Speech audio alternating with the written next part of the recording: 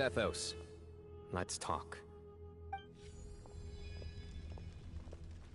Have you made up your mind? We'll get to that, but first, I have some degree of medical training, so I was wondering if you might let me take a look at your grandfather? I have no objections, although we do have our own doctors here. I doubt you'll be able to tell us anything we don't already know. Only one way to find out. Follow me. Keep your voices down. We don't want to disturb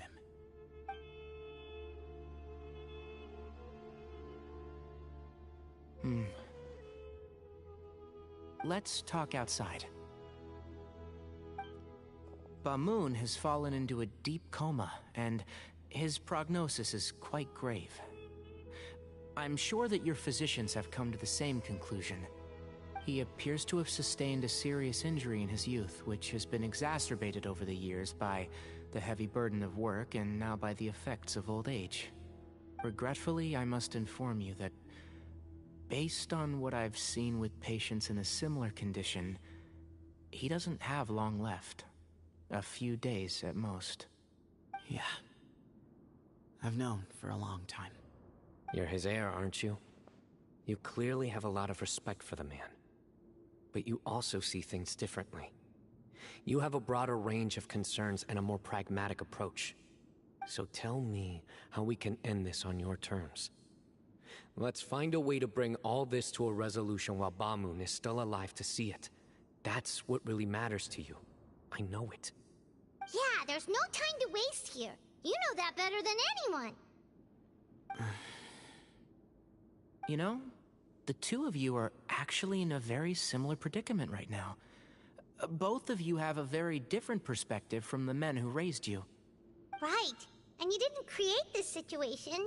They did, but somehow you've ended up having to make the tough decisions. You're right. We both look at this problem very differently than the people we inherited it from. I accept, Sino. This all began because of Hermanubis. So let's end it with the rite he himself created. Legend has it that when Hermanubis first arrived in Tuletula, he sparred with the city's residents. He and his two companions proved their mettle by fighting over several days, winning the support of many fine people. That group of supporters were some of the first members of the Temple of Silence, and the sparring matches were enshrined as one of our founding rites, the rite of duels. It's where it all began. Sounds very fitting.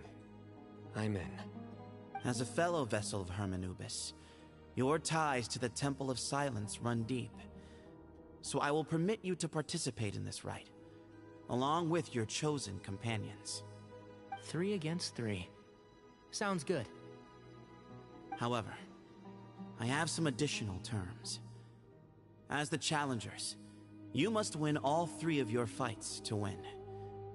And Sino, both of us must put our Ba fragment on the line. The winner takes them both. Letting Cyrus leave with one of the Ba fragments was a mistake, made by my grandfather out of pity. It is a long-standing issue that must be addressed for the Temple of Silence to move forward. I can make no concessions on that front. None needed. We're on the same page. If I win, the Temple of Silence must release Cyrus, and consider this past dispute resolved. If you win, I'll return my power to you. It's a deal. Then let's meet at the ceremonial hall tomorrow evening, 8 o'clock.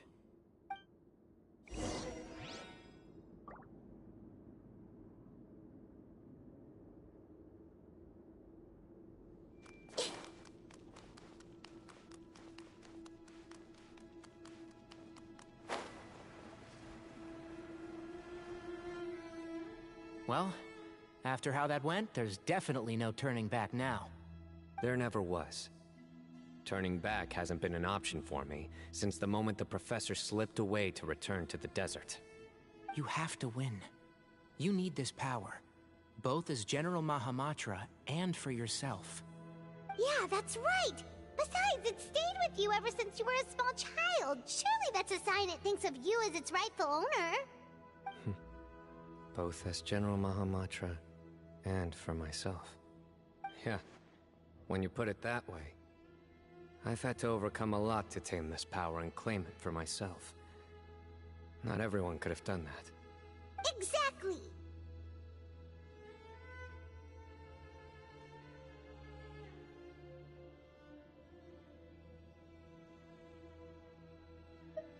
The Traveler and I will never lose. And neither shall I. The desert was home to an ancient and great civilization that, for a variety of reasons, fell out with the civilization of the rainforest. It's just as Dia said. Prejudice has pushed people apart. But there must be personal factors at work here too. I can't shake the feeling that Bamoon cares for many more things than he lets on. And I don't think that Zethos is any kind of villain. He's just doing what he thinks is best. Tomorrow, everything will be resolved.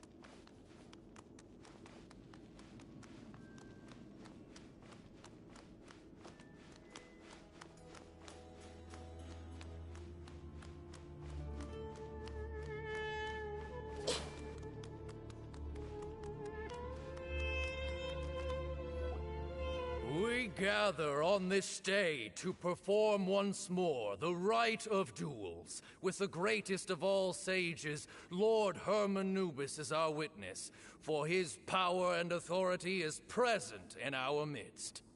This is our most sacred of ceremonies, and no disruption from the audience shall be tolerated. It is incumbent upon all to observe the duel with the utmost respect and reverence throughout the proceedings. Representing the Temple of Silence, the Defenders.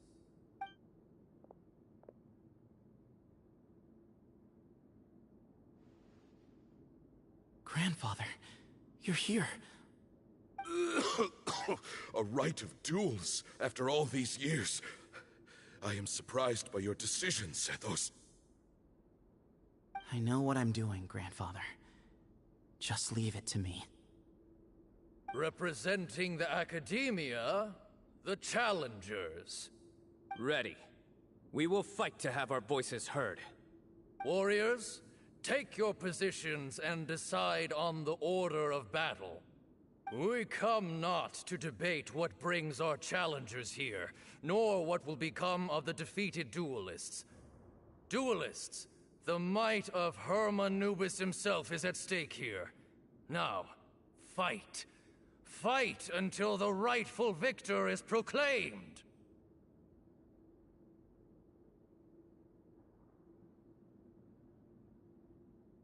Huh? Are you sure? I agree. She's very strong. Sending her out first will definitely... Okay, then you're second. Sure. We have decided. So have we. Let's begin. Duelists of the first bout, please step forward.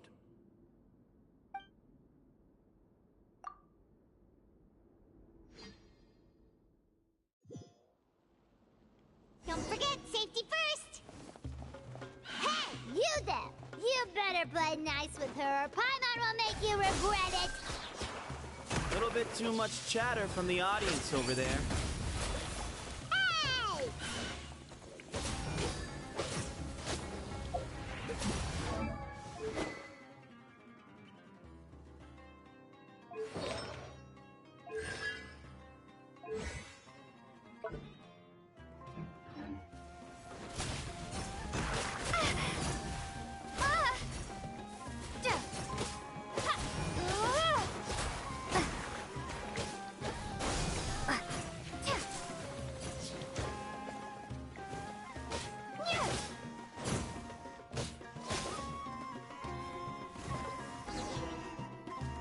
A swift end to the first bout.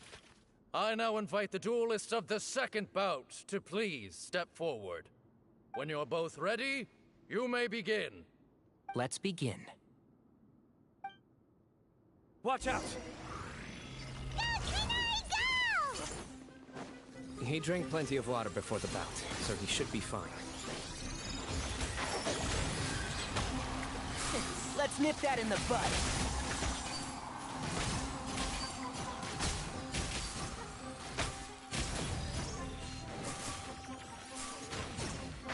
Can't see?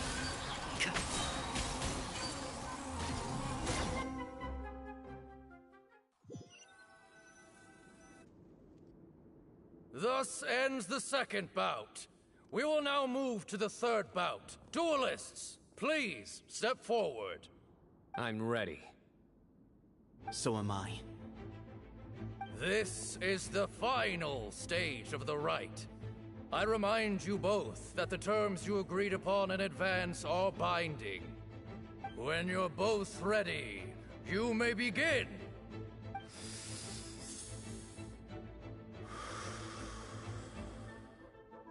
I am Sethos, vessel of Hermanubis, grandson of Bamoon, the leader of the Temple of Silence. For many years, we have kept our covenant with Lord Hermanubis by guarding the secrets of King Deshret.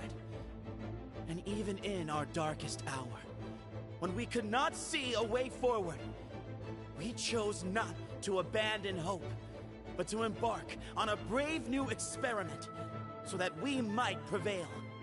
We earnestly sought Lord Hermanubis' wisdom and power, longing to see his spirit and his light descend upon us. Now, I will fight to become the rightful wielder of that power! I am Sino, General Mahamatra of the Academia, student and successor of Cyrus, the Sage of Spontamod. I fight in defense of my power, my professor, and my nation. And you. I think you left some things unsaid. This is a sacred duel, and Hermanubis is watching. So bare your soul.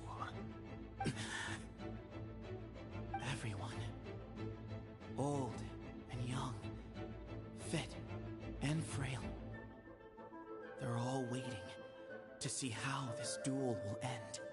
My grandfather is a wise leader.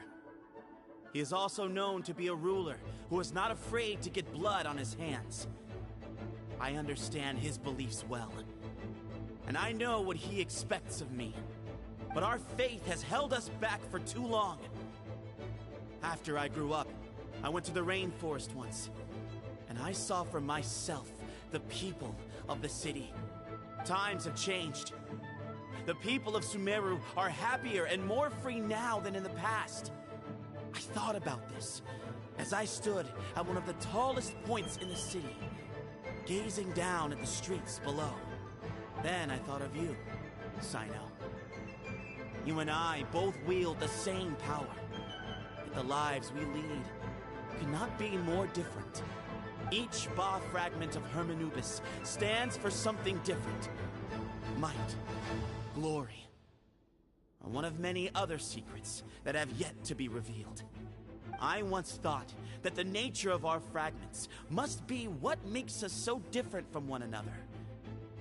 But maybe it's that you've found your answer, and I am still searching for mine. I am more than just a warrior. I am my own person. Exactly. The name Hermanubis has left its mark on both of us, shaped the course of our lives. We are his vessels, and yet we are more besides. So show me your answer, Sino.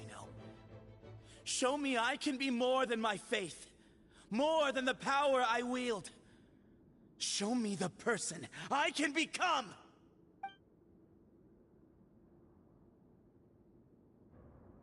Bring it on!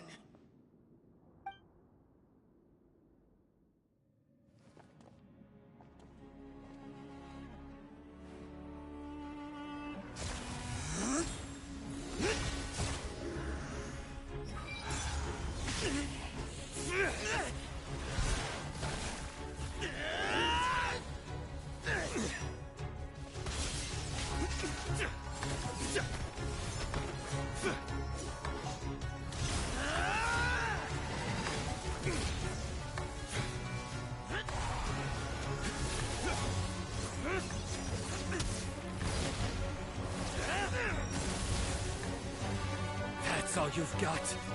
What happened to searching for your answer?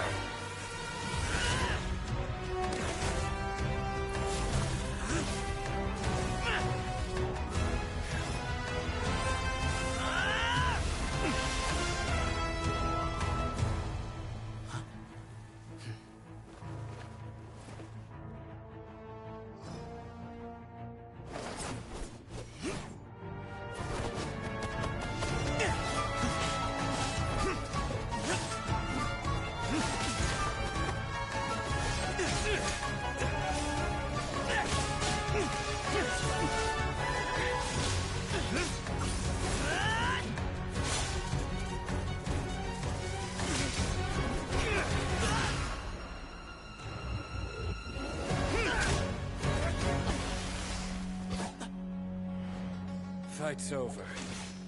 Do you yield? You won. Well then, looks like you found your answer.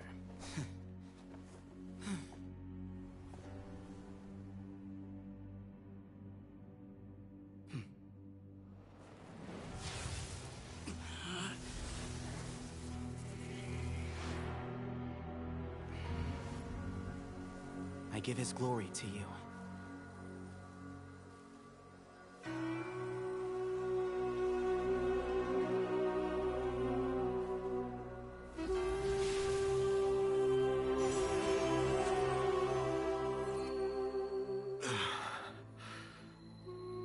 I've seen that light. That is the light of our Lord, the great Hermanubis, priest over all other priests. His spirit dwells within that lightning, and his will lives on. Once a warrior of Tynar, he emerged from the barren desert sands to serve the god king Al-Ahmar. After the death of the god king, Hermanubis gathered his followers and the Tynarian priests and led them to the city of Tule-Tula. There, they founded the Temple of Silence, and from that day forth, we became stewards of all knowledge that survived from King Deshret's civilization. Barely a century passed before war ravaged the desert. One by one, Eremite leaders took up arms against each other in battles that would devour what little remained of their civilization. Only the wise city of Tule-Tula was spared under the guiding hand of the Tynarians. But peace did not last. Coveting the knowledge of King Deshret, the beasts set their eyes on Tule-Tula. The king of Gurabad laid siege to the city and ordered the sages to surrender to him the Temple of Silence as proof of his victory. The ruling elite colluded with their oppressors, betraying the temple so as to hold on to their rule over the city. They declared that the knowledge guarded by the temple was the true cause of corruption. These were dark days, and we faced enemies on all sides. Our Lord had long since exhausted his strength, keeping the forbidden knowledge introduced by King Deshret at bay. To ensure the temple's continued survival, he broke his being into many pieces and began the ceremony of Hermanubis' legacy, bestowing his power upon his mortal followers. With this power, the temple was able to defeat the tyrant's army. Yet, we were not hailed as heroes. Strange and unfamiliar as this power was, it struck fear into the people's hearts and drove them to reject us. In the end, the people of the temple and the Tule-Tula Tynarians left the city for good and made their way to the rainforest. What followed next was inevitable. The elite of Tule-Tula fell and were decimated. War engulfed the desert. And we wandered from place to place, always in hiding, all the while keeping close watch over our secrets and staying true to our mission. Betrayal forced us out of the desert and into the forest. Then mistrust drove us from the forest into the desert once more. We have lived in exile for far, far too long. Yet, today, the Temple of Silence has borne witness to the glory of Hermanubis once more. Thank you.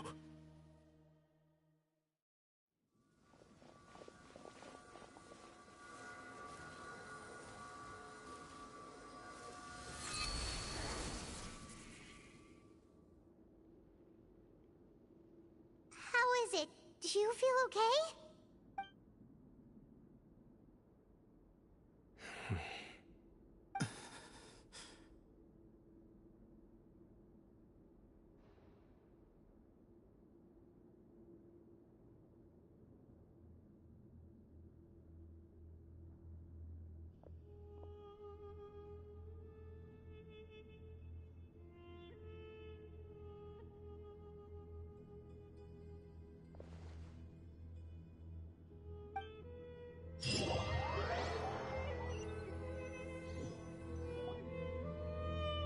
Grandfather.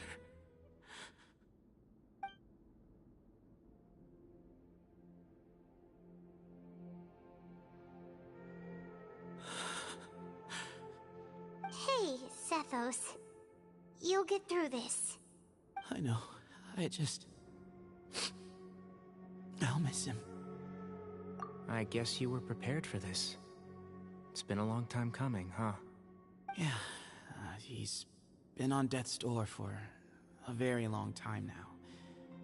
I think it was only through sheer willpower that he managed to hold on to this point. At least, he was able to see this chapter come to a close before he passed. What's next for you? Per my grandfather's last wishes, the Temple of Silence should submit to whoever possesses the largest number of Hermanupis fragments. That entitles you to be our new leader, Sino.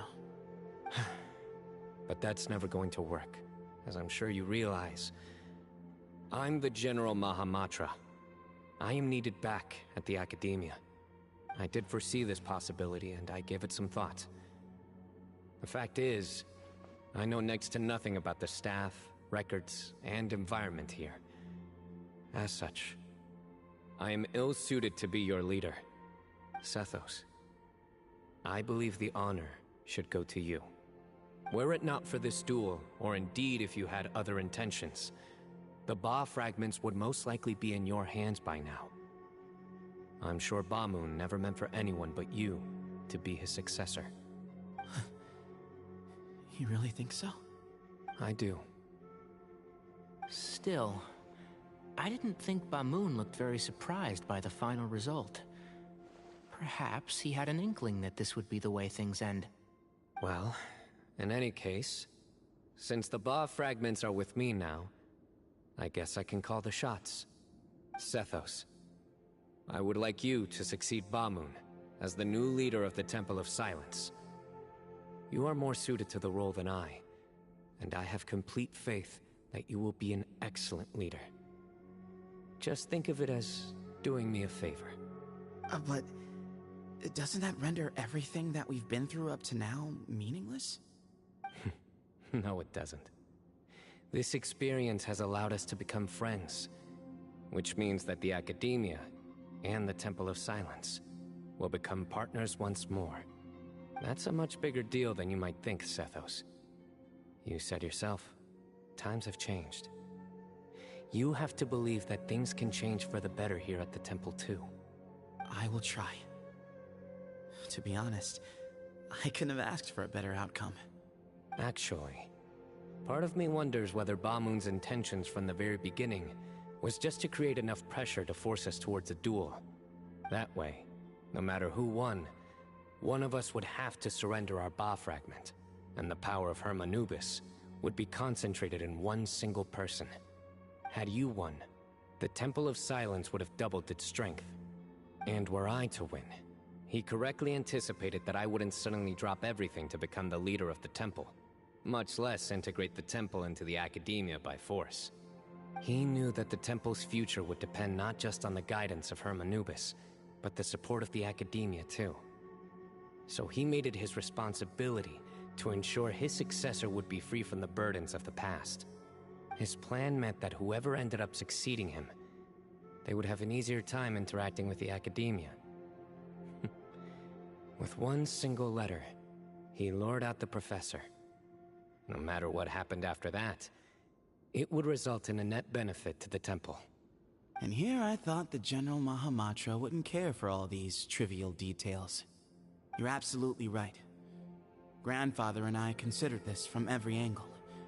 We had to find a way to mend our relationship with the Academia. In that sense, the right of duels was just a means to an end. Thank you for everything, Sino. As a gesture of our gratitude, to those that you and Lesser Lord Kusanali deem worthy, I will grant the honor of access to the Temple of Silence for their pursuit of knowledge. The Temple of Silence has a wealth of information on King Deshret's civilization, more than any other organization in existence today. In times when you need information that only we can provide, we will be here to support you. But you must be exceedingly careful with your selection of candidates. lest you lead humanity to repeat the same mistakes. By the way, Tainari, my grandfather was so happy to see you. You are a descendant of the Veluca Shuna, and we are the heirs to the will of Hermanubis.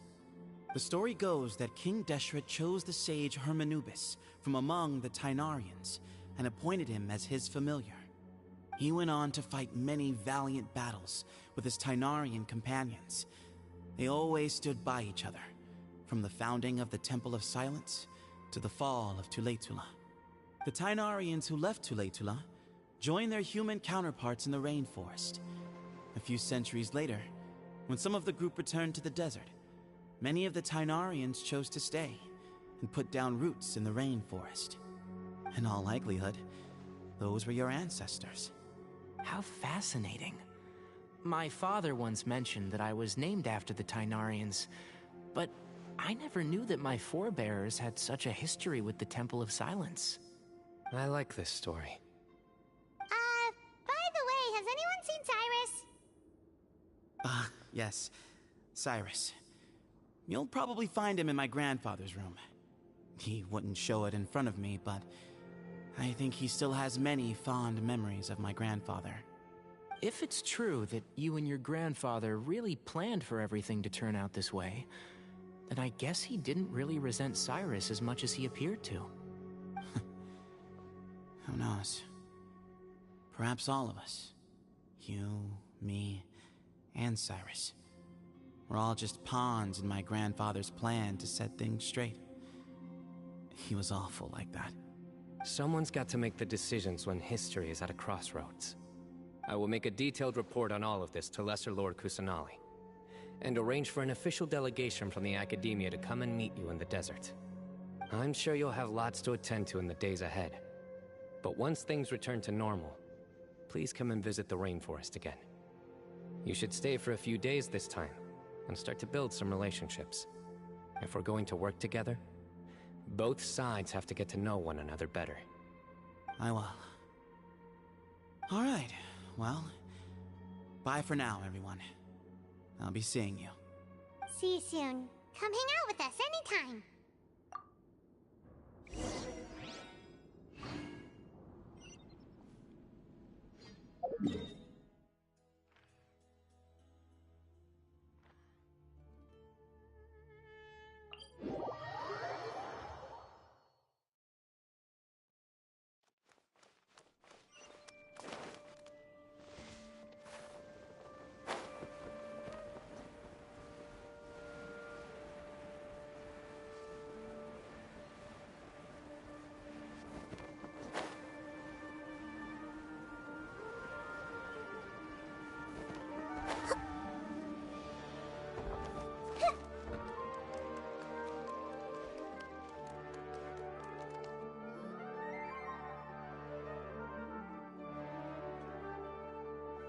What were you thinking, gallivanting off into the desert alone at your age?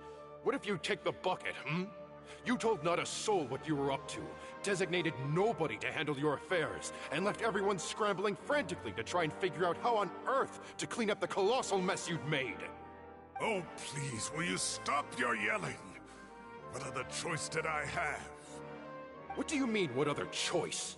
Do you mean to tell me that after all your years of learning, and sagehood no less, the only idea you could conjure up in that white-haired walnut of yours was to shoot off into the unknown like some hot-headed 20-year-old adventurer? A one-man suicide mission, That's the best idea that one of the finest minds of a generation could come up with, is it? It astounds me that you survived the journey, and you're lucky that Ba Moon didn't finish you off when you arrived. All right, all right. Honestly, the way you're going off on me, it's like you wish you'd been there to lend him a hand. Does it mean nothing to you that I'm your colleague and former classmate? I've got nothing more to say. What's the point of berating an old bag of bones? What do you mean, bag of bones? I'm a flesh and blood hero who, despite his old age, saved our General Mahamatra from being stripped of his powers. Okay, look. Fine, I admit it, I was in the wrong. How can I make it up to you? What about, A month's work at the Academia. 1 month? Try 3. Inari's master is really laying into Cyrus. Let's give them a wide berth. Professor brought this on himself. Don't pay any attention to him. Wow, I haven't seen Master get this riled up in a long time. The last time he chewed someone out like this must have been back when I was still a student. I think I'll go around and update everyone. Tell them the situation's resolved. Want to come with me? We can go for dinner afterwards. My treat. You in? Makes sense. I'm in. Paimon's coming too! Let's go!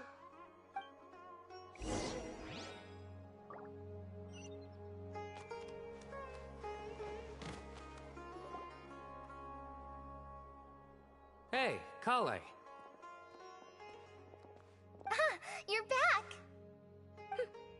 Well, look who we have here. Would you mind explaining to me what has been going on this past few days? I heard you all ran off into the desert and got embroiled in a major catastrophe. All taken care of. That does not answer my question. How could you be so careless? That goes for you as well. Yes, and you too. When you run into problems, you really ought to ask for help, you know? I've been around the block. Don't you think it would have made sense to involve me? And let's not forget, I know the desert like the back of my hand. Now would not be a good time to attempt to argue with Farazan. You're right. Mm-hmm. It's not the first time that I've had to talk to you about this sort of thing either. You need to learn that there are times when the right thing to do is get a more experienced member of staff involved. Do I make myself clear? Because if you don't, Kale, please do something. He's giving me the signal. All right, guess it's time to play my ace in the hole.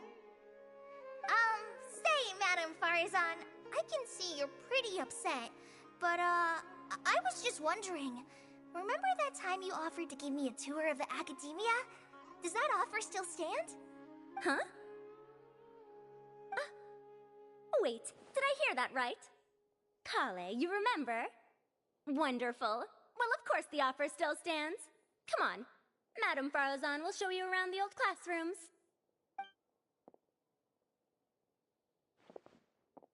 Poor Kale getting dragged off like that. Also, check out Farazan acting like some sort of official Academia tour guide. Kale! Cup. Huh? What? Oh, right! What do you mean, cup? You need a cup. I can get you a cup. Oh, it's nothing. Just Master's way of reminding me to stay hydrated while I'm out and about.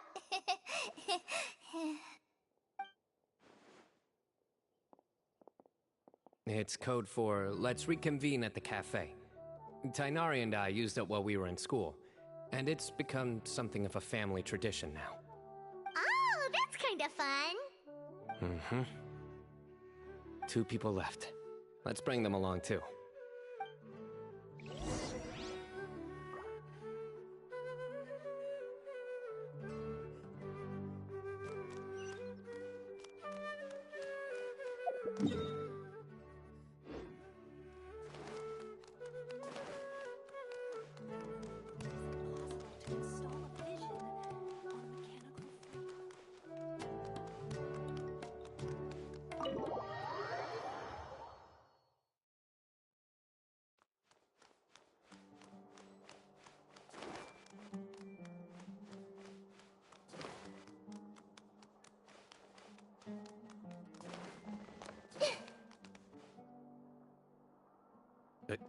Am I hallucinating? Or do I see Kaveh and Alhaitham engaged in diligent studying? We're just reorganizing all the books we used. Look, there's a whole mountain of them. There's no rush. Nobody reads these books anyway. My sincere thanks to you both. Yes, with your help, we resolved the issue rather swiftly and painlessly. And the outcome was better than we could have hoped for.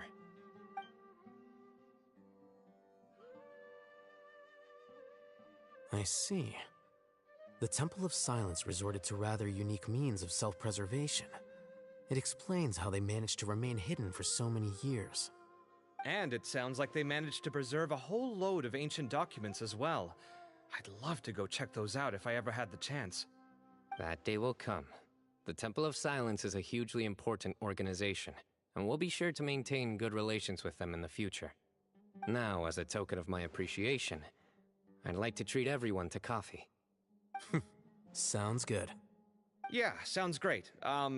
Although after the last few days, I don't know if I can handle another coffee. But I can just order something else. Sure. Let's go.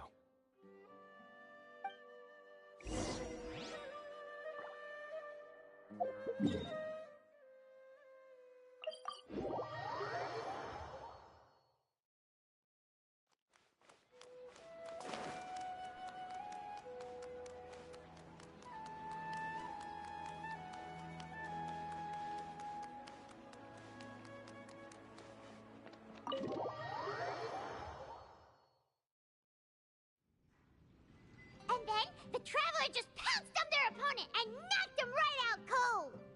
Then there was Tainari. He put up an amazing fight, too! We ended up winning all 3 bouts! Whoa! Part of me wishes I'd been there to see it, but I'd have been biting my nails off worrying about you guys. A truly edifying account of the events. Bereft of detail, but it has livened up the room all the same. Hey, Paimon included all the juicy details. The Traveler just pounced and then waved their sword like this, then spun around and blocked. Despite winning 3 bouts in a row, you still ceded the position of leader to him. That's very dignified of you, Sino. Of course. Being dignified comes with being a true champion. I got to be a champion too for once. I've not sparred much with desert folk before. It was a pretty unique experience. Yeah! Huge place! It felt like something right out of an epic poem! Imagine this. It was like there was... Maybe save that one for later, Paimon. Dessert's here.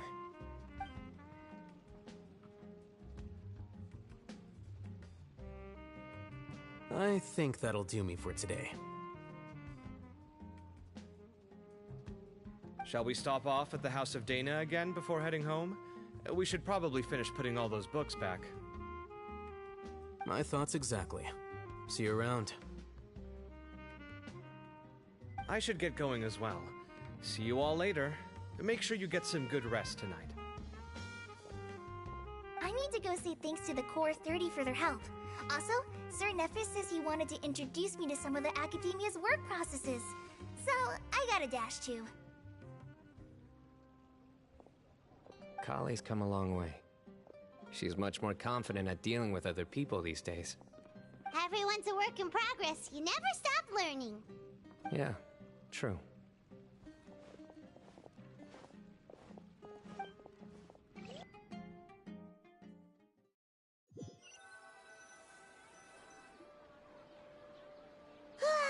That was good. It feels like everything's finally wrapped up now. Life is all about these moments when you can finally relax and hang out with good friends after a job well done. And also, those desserts Sino got, they were really good. Paimon definitely needs more of those in the future. Do you 3 have anything planned for the rest of the day? If not, would you come somewhere with me? That's a secret for now. Wouldn't want to spoil the surprise. Okay. I think I can guess what you're talking about. It'll definitely be a nice surprise. Well, now Paimon's curious! Come on, let's go!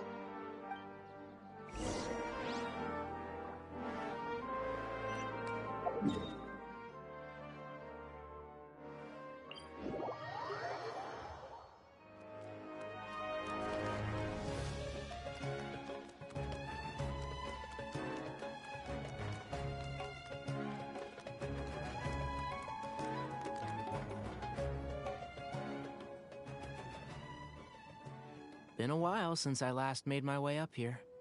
Wow, look at this place! We're so high up! Need any help?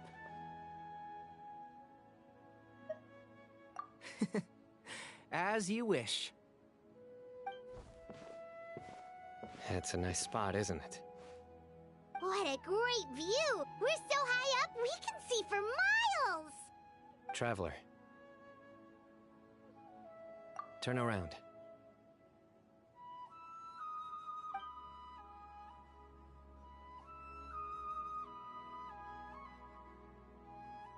This is my secret base. Somewhere I only bring my best friends. When I was a student, I used to slip away and climb up here all the time, just to clear my head. I was quite young then, and hadn't made too many friends yet. Back then, I had a lot of the same questions that Sethos was asking. Who am I? Why do I have this power? And what should I be fighting for? Our gifts help us to find our rightful place in the world. That was my experience. And I'm sure Sethos will figure things out in his own time, too.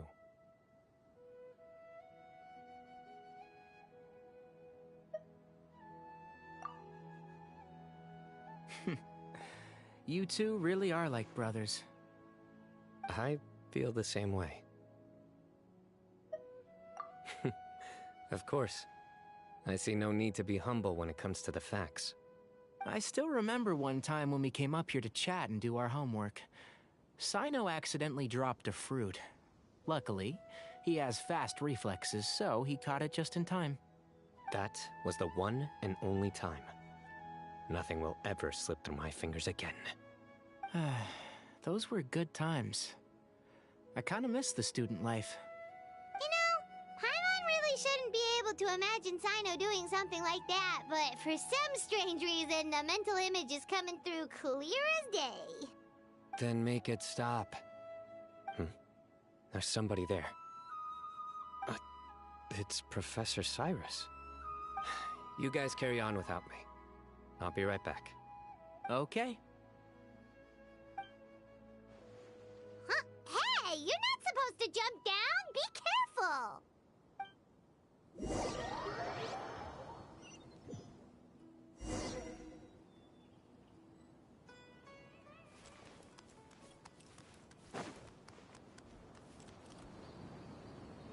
Oh my days. I can't believe how stupid I look in this one. Professor, what are you muttering to yourself about? Sino, just the man I'm looking for. Guess what I found in some old notebooks? Some old photos? Can you believe it? This notebook was just sitting in a pile of odds and ends in the Sage's office. I must have forgotten to take it with me, and no one's touched it since. It was still right there. I was at the Academia earlier to discuss my workload with Nephis. I swung by the old office to have a look around and just happened to cross it. Well, time flies. Look how tiny you are in this picture. Still a kid. You look quite young yourself in that one. Ah, it's this one. I remember that. Lisa took it, didn't she? Yep. Looks like her work, all right. Who else could have found just the right angle to make me look so unbelievably hideous? And this one. Looks like we're both dozing off. Oh, cheeky girl. Taking secret photos of us without our knowledge. Is there something you'd like to say to me, Professor? Like what? Like, these are good photos, aren't they? Hey, at moments like this, I hardly know where to begin. I can't pretend I'm a good person. But Moon had every reason to despise me. And well, so do you if you feel the same way. Don't be ridiculous, you old codger. Is that not what you wanted me to say? Oh, I've dreamt of that place many times after leaving the desert. Sometimes I've dreamed that I was doing research with them again. And other times, I dream of the day they saved my life. Oh, it was one of the happiest times of my life. We all learned so much from one another. You've matured so much over the years, Sino. Since you're my professor, I should save you some face by not calling you out on all the non-answers you just gave. So, I will do the right thing and keep my mouth shut. Good thinking. Take your own advice next time. Seriously, why bully an old man like me? I thought heroes were supposed to be gracious. Hey, wait, how did I not notice this one earlier? Lisa strikes again. Just how many did she take? Look how cute you were when you were little. I remember how well-mannered you were back then, too. Yeah, and look how serious and professional you used to be. Oh, I can't compete with you anymore. First you get better than me at the deadpan jokes, and now you're besting me at those little quips, too. Don't say that. I still have a lot of respect for you. That's more like it. Hey, what would you say to meeting up with Lisa again sometime? I'd like that. Let's find a time and pay her a visit in Mondstadt. All right, I'll add it to my schedule. Let's go next week. Wait, no. Next week is the tomato growing competition. I have got to beat Zaha Hadid. Or you could find a real hobby, Professor.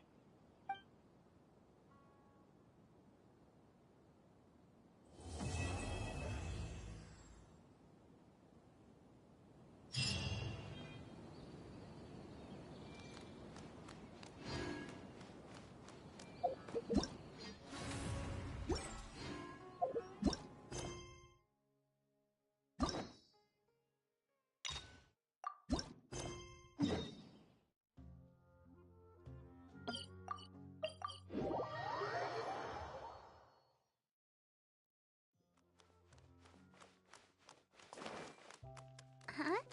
Do you also see Navia and Clorand over there? They look like they might have run into some kind of trouble. Let's go check out what's going on.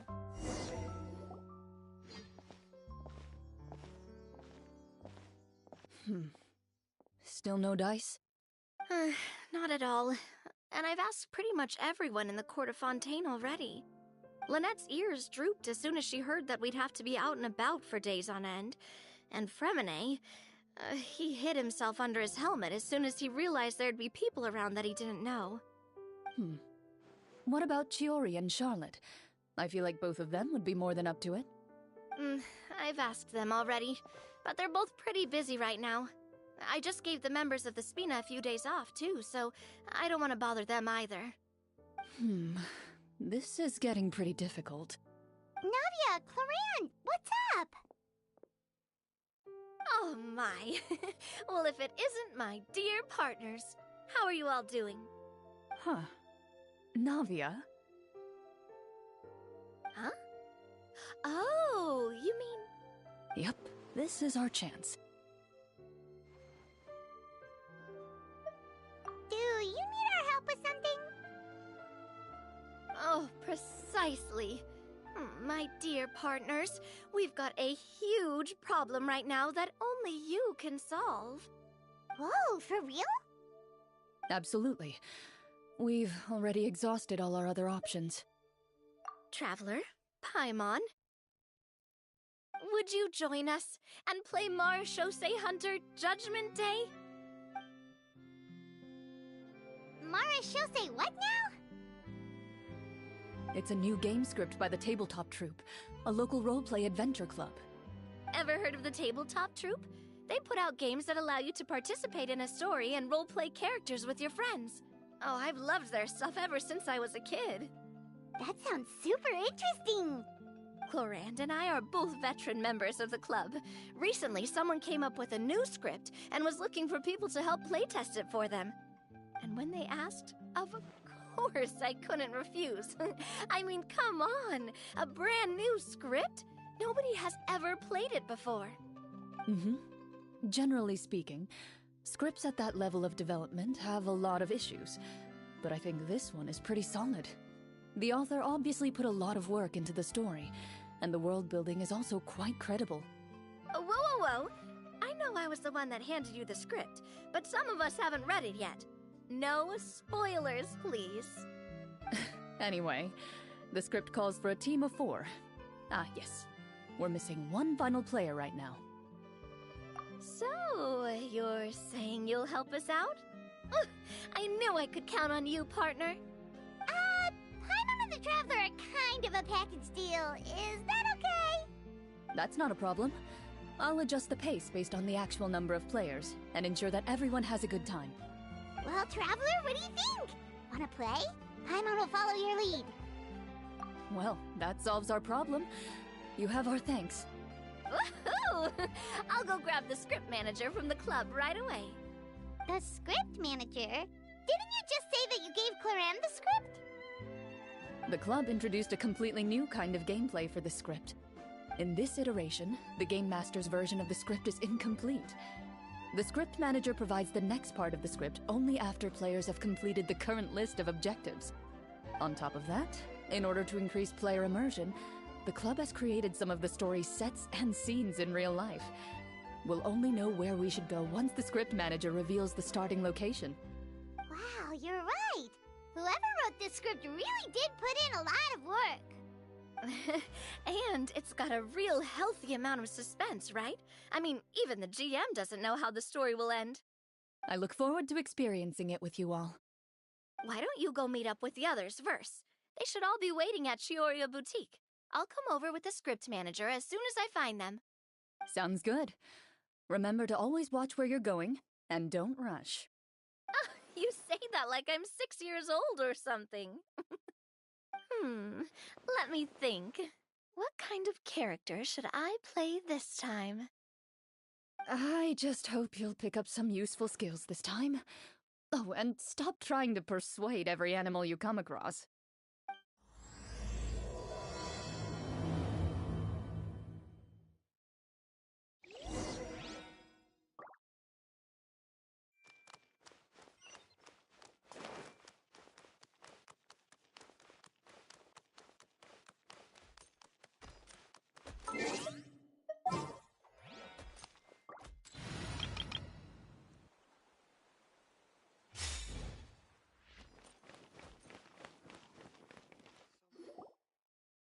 Oh, sorry to keep you waiting.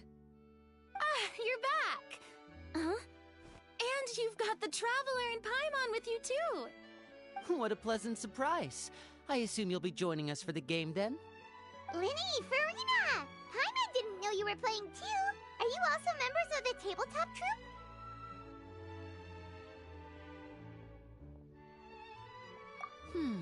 I'm more of a casual member, if anything. I haven't taken part in many formal club activities. Lynette Fremine and I play something similar at the Hotel Bouffe Tété sometimes, but I'm usually the GM. Still, I'm sure it'll be fun being a player for the first time. I'm looking forward to it. Well, I'm not a member of the club at all. Claran simply woke me up first thing this morning, said there was a good script worth experiencing, and asked if I wanted in. If you're interested, I can give you a referral. That should give you a 40% discount on membership fees. I think I'll wait to see how this experience plays out first, especially when it comes to the quality of the script. If it's sufficiently fun, then I'll join. Do you participate in a lot of tabletop troupe activities, Claran? You could say that. She's actually one of the few senior game masters of the troupe. Right. I knew about that even when she was still my subordinate. It's nothing. Really, just a small hobby of mine. Wow. Paimon's so used to seeing you be all upstanding and intimidating as the champion duelist. It's kinda hard to imagine you role-playing with a bunch of friends.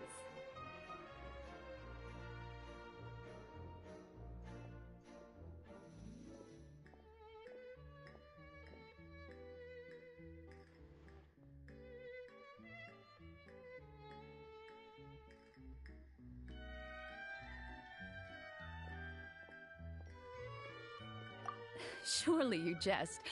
I would never intentionally make things difficult for my players. I maintain a clear boundary between my professional and personal lives. The me you see at court represents the law and order of Fontaine. I put all personal feelings to the side and grant a fair duel to all who seek to defend their honor. But in my personal life, I'm just an ordinary person. Someone who feels anger and sadness, just like everyone else. Well, you say that, but for all the time I've known you, I don't think I've ever seen you cry. I've seen you get angry, sure, but now I'm wondering whether you were actually mad or if it just looked that way from the outside. I was probably in work mode during those times. Is that so? Well, in any case, I just feel like even in your personal life, you don't get emotional very often. So you want to see me cry? That might be a little difficult. A show of anger, though, that might be something I could accomplish. No, that's not what I meant.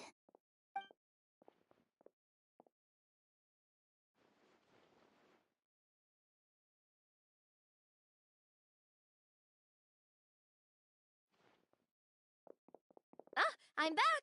Here, allow me to introduce you to the script manager, Mr. Florian.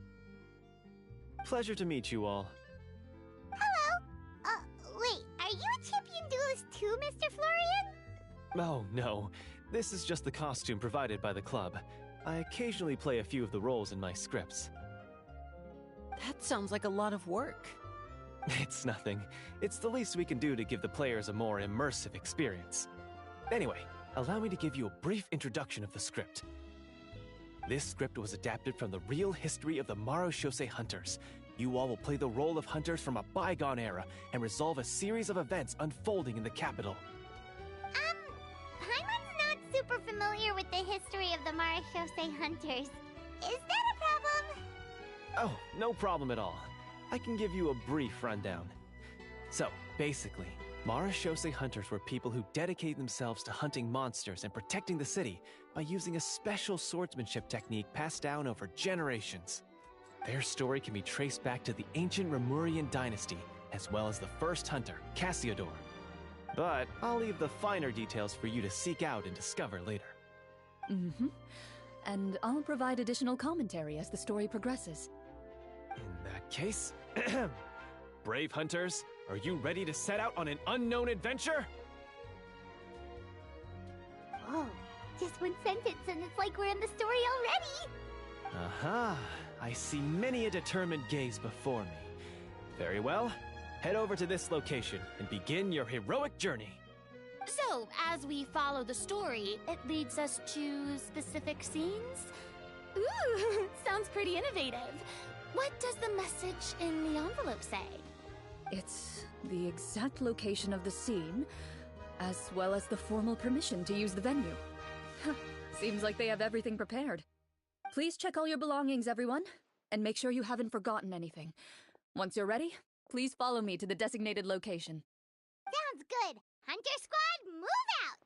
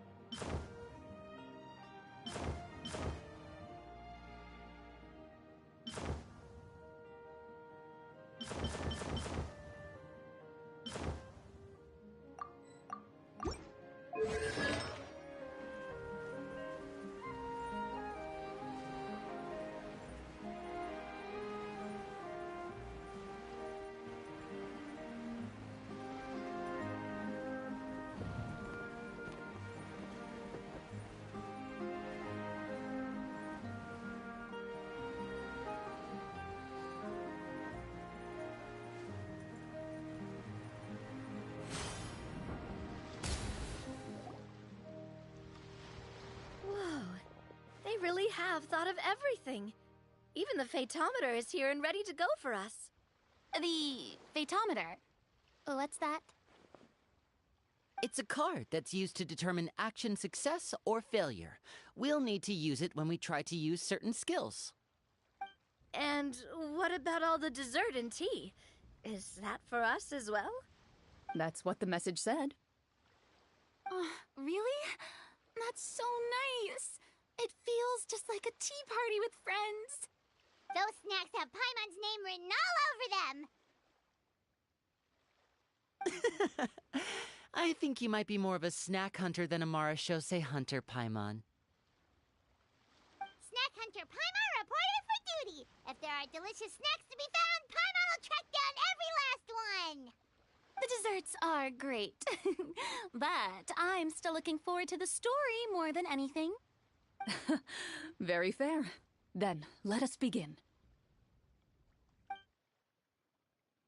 First, please pick up the blank character cards in front of you, and write down your name and profession. You can find an abbreviated version of the rules printed on the back of your character card. If you have any questions, feel free to ask me. In this story, everyone is a Marashose hunter. To reflect this, the club has prepared a small badge for everyone. Ooh, nice! As hunters, you have proficiency in swordsmanship and fighting by default, so there's no need to allocate any additional skill points to those areas. Swordsmanship? So there's a fighting part to all this? Paimon's not sure she can do all that on her own. Maybe Paimon can just stick with you? Why don't you share a character card then? The Traveler will be the Marashose hunter, and you can be her little floating assistant. Kinda like in real life. So, for the name, do I fill it out with the name of my character? Yep. It can be any name you like. You can use your real name too if you want. I do that whenever I get too lazy to think of a new name. Oh, so it would be like experiencing a different life, but still as yourself. That's not a bad idea. In that case, I think I'll continue to use the name Linny then. Next up is the skill sheet. You have a limited amount of skill points that you can use to learn a number of skills. The more points you invest in a particular skill, the easier it will be to pass associated checks. I'll take persuasion and investigation. Those are must-haves when it comes to missions like these. Oh, those skills sound like they'd be useful for gathering intelligence. Good idea, Navia. Just as expected of a veteran player. So should we also take those skills then? Not necessarily. Since we're working together as a team, we could leave the negotiations to Navia and use our skill points to pick up other useful skills. For example, I think I'll take stealth and sleight of hand. That will give us more options if we run into any situations we can't negotiate our way out of. Oh, interesting. I wasn't thinking about it like that. I suppose it's not so different from an acting troupe. Everyone has their own role to play. Let me see. I'll take arts and performance. I'm not quite sure what use they'll be, but I'm not as knowledgeable about the other skills, and I am not too confident I'd be able to roleplay them well. Well, that leaves us. What do you want to learn, Traveler? Oh, something that'll help you get a read on other people's thoughts. Sounds useful. Ooh, so you want to help people when they're injured. That's nice of you. So what do you think? Are you sure you want to learn these two skills? Let's see. Oh, looks like you each have enough points to choose one final skill. You've all picked such classic skills. It's fine to go a little bit out of the box, you know. Why do I get the feeling she's getting ready to cause trouble? For example, this one here. Summon. Doesn't it sound super mysterious and cool? Oh, I saw that one just now as well. The description says, This skill can be used under certain circumstances to summon characters or creatures that fit the script's world-building rules. The script's world-building rules, huh? But how are we supposed to know what a Marashose hunter can summon? Oh, that's not for us to worry about, my friend. Just learn the skills that interest you, and the GM will take care of the rest.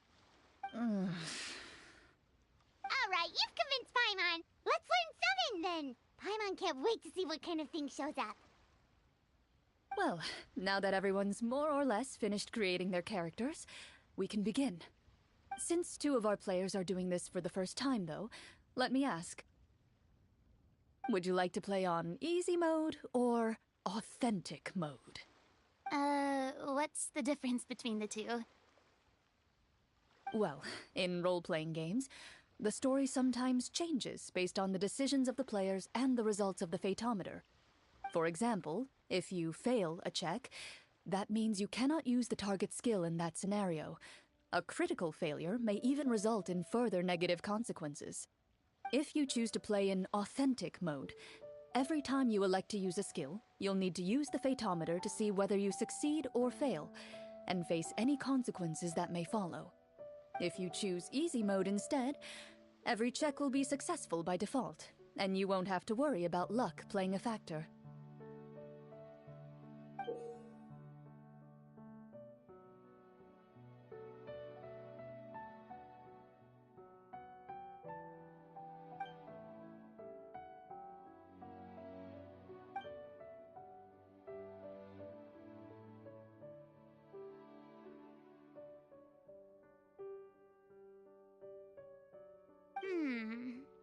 Given that I'd like to focus on the story, I suppose I should pick easy mode. I'd feel bad if I brought the team down by failing my checks. Huh? Oh, come on. Don't worry about that. RNG is the lifeblood of role-playing games. I'm going with authentic mode for sure. Never knowing what you might have to overcome. Ugh, doesn't that sound exciting? I'd rather be mentally prepared for what might happen. All right, then I'll mark down Farina for easy mode. All her checks will be successful by default. As usual, Navia and Linny will play on authentic mode. What about you, dear partner? How would you like to play? Are you sure? Trust me, you'll see the beauty of RNG.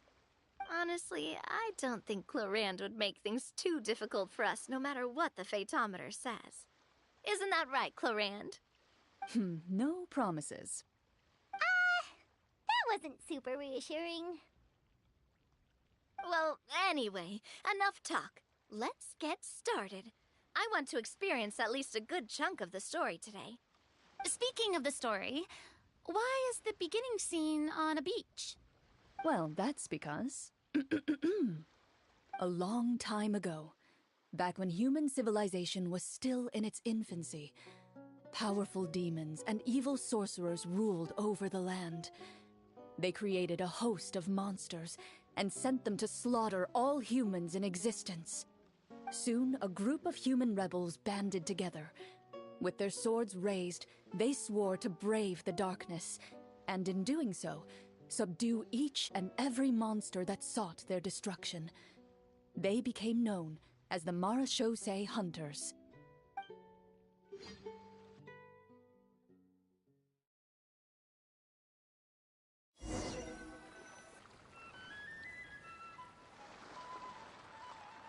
Sometime later, as a member of the Marashose Hunters, you receive a commission. Following the address provided on the message, you take a boat and arrive at this strange city.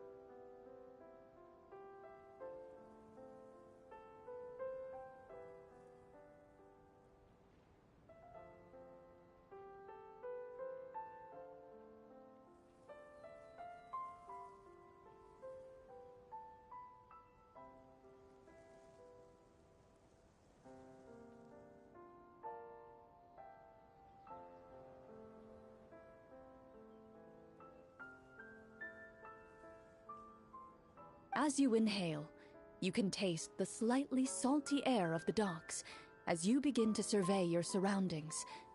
There aren't many people in the vicinity, but you do take note of a few others who, like you, seem to be sizing up this place. Your eyes meet, and you realize these people are fellow Marechaussee hunters, likely led to this location after receiving the same commission as you. You're all Marechaussee hunters too, right? Allow me to introduce myself. The name's Navia, monster hunter by trade and helpful neighborhood businesswoman on the side. What say you to traveling together? We can help each other out on the road. Okay, count me in.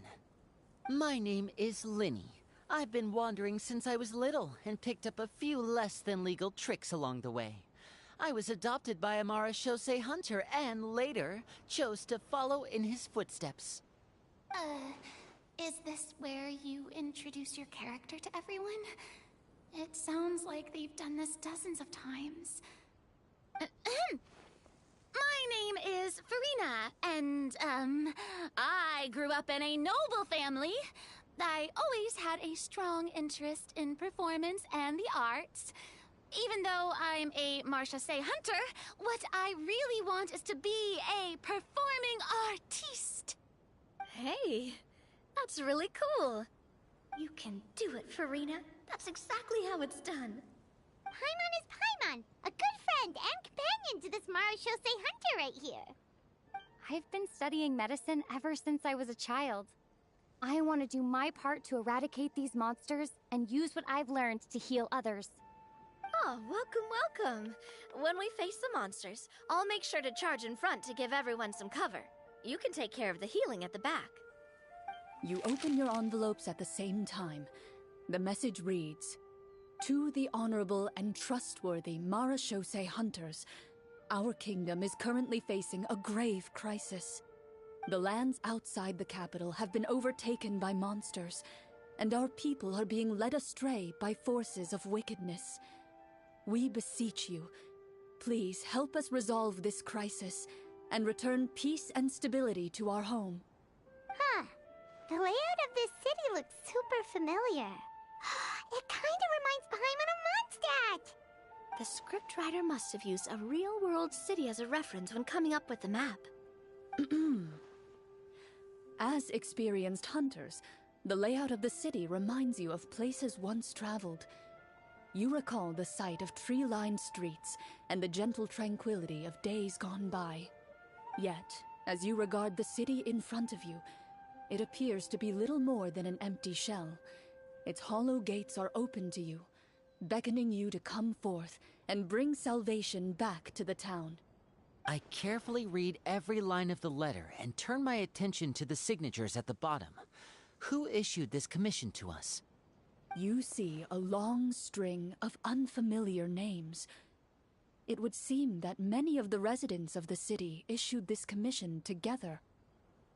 They sensed that things were not right within the kingdom, and sent a distress signal. In that case, why don't we take a walk around the city and see if we can learn anything from the local residents?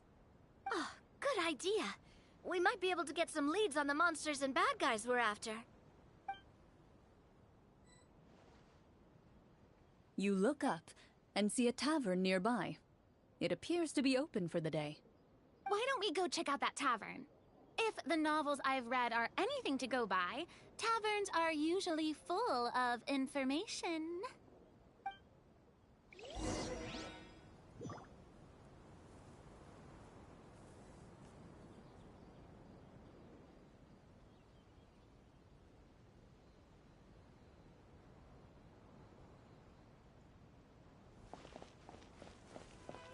As you approach the tavern, you find a plainly dressed woman standing nearby.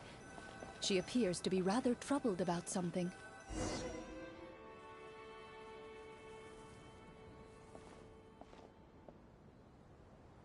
Greetings, friend.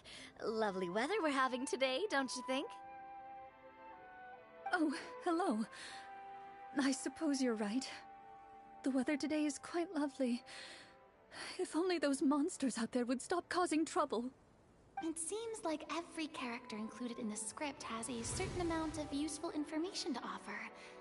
If we keep asking questions, we might be able to get some good leads.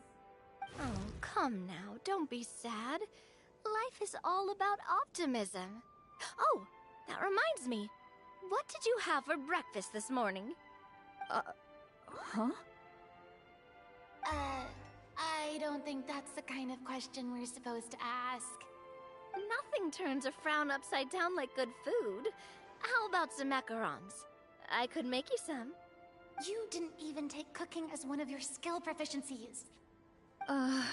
That's not necessary, miss. Excuse me for saying this, but you don't really look like a chef.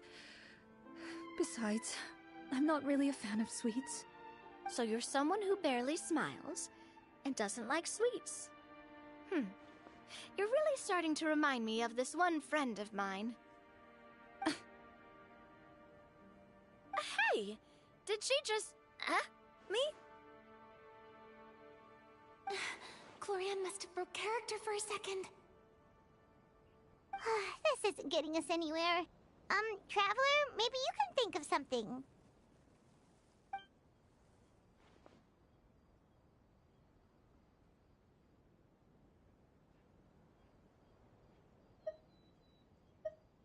The results of insight checks aren't disclosed to the players, so I'll be the one consulting the fatometer.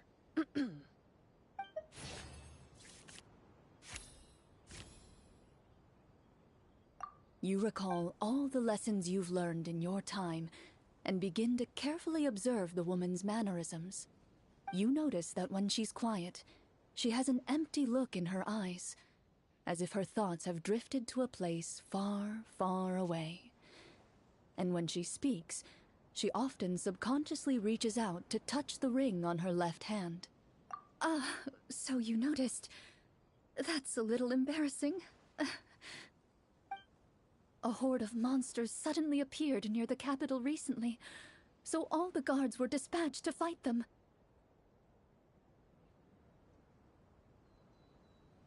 Do you remember when those monsters appeared? I'm not completely sure. All I know is that my husband was dispatched to fight them 3 days ago. Do you know where he was sent? It all happened so fast. When we said our goodbyes, he couldn't even tell me where they were sending him. You have our thanks, friend. We'll find and defeat those monsters as soon as possible. We sincerely hope your husband will be able to return to your side soon. Oh, thank you. Don't worry. We'll find him. Just try to remain optimistic and wait for good news. We don't always get to choose what happens to us. But we do get to choose the little things, like what we eat and how we respond to the things life throws our way. I hope that one day, you too will recognize the power of something as small and inconsequential as a delicious dessert. I'll do my best. You bid farewell to the woman, and continue your journey further into the city.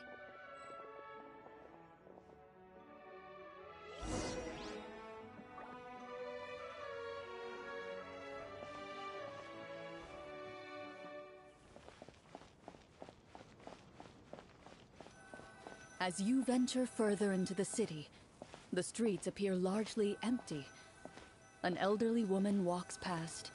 You see her shake her head as she puts away her wrinkled wallet. A nearby merchant folds his arms and gives you a disdainful look. You get the impression that he's someone who has long gotten used to the sight before him.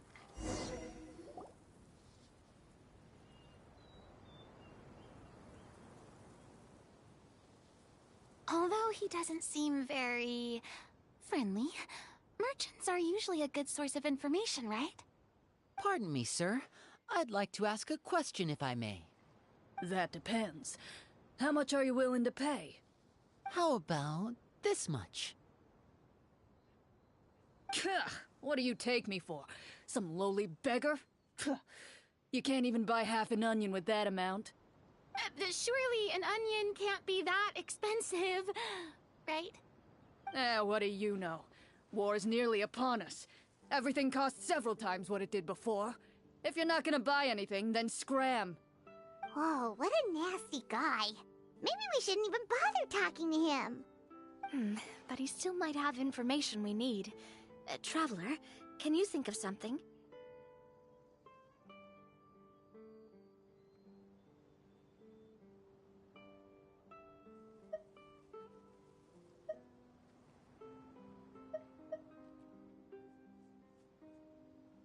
Sir, we came to this city to solve the very problem you seem to be referring to. The war you mentioned, would it happen to be against the monsters outside the city? If you happen to be well informed and know a thing or two about what's going on, we'd appreciate it if you could share that information with us. After all, the sooner this problem gets resolved, the easier it will be for you to do your business.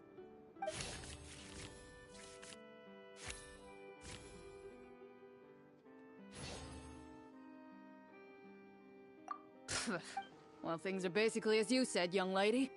Those monsters are camped outside the city, and they've been destroying all our trade routes.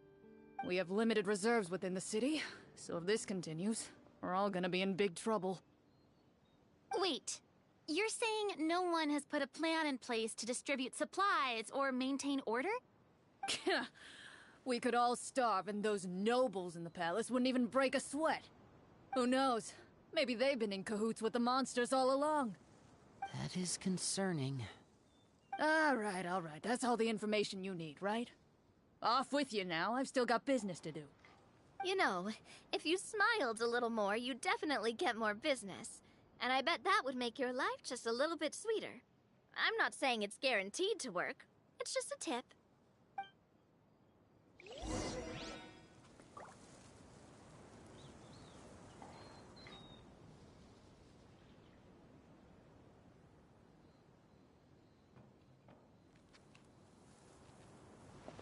Should we try to go somewhere with more people? Oh, how about the city square? Follow me.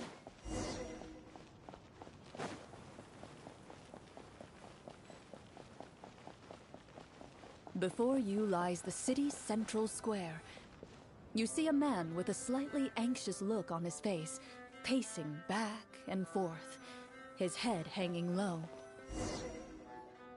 He doesn't seem to notice your approach.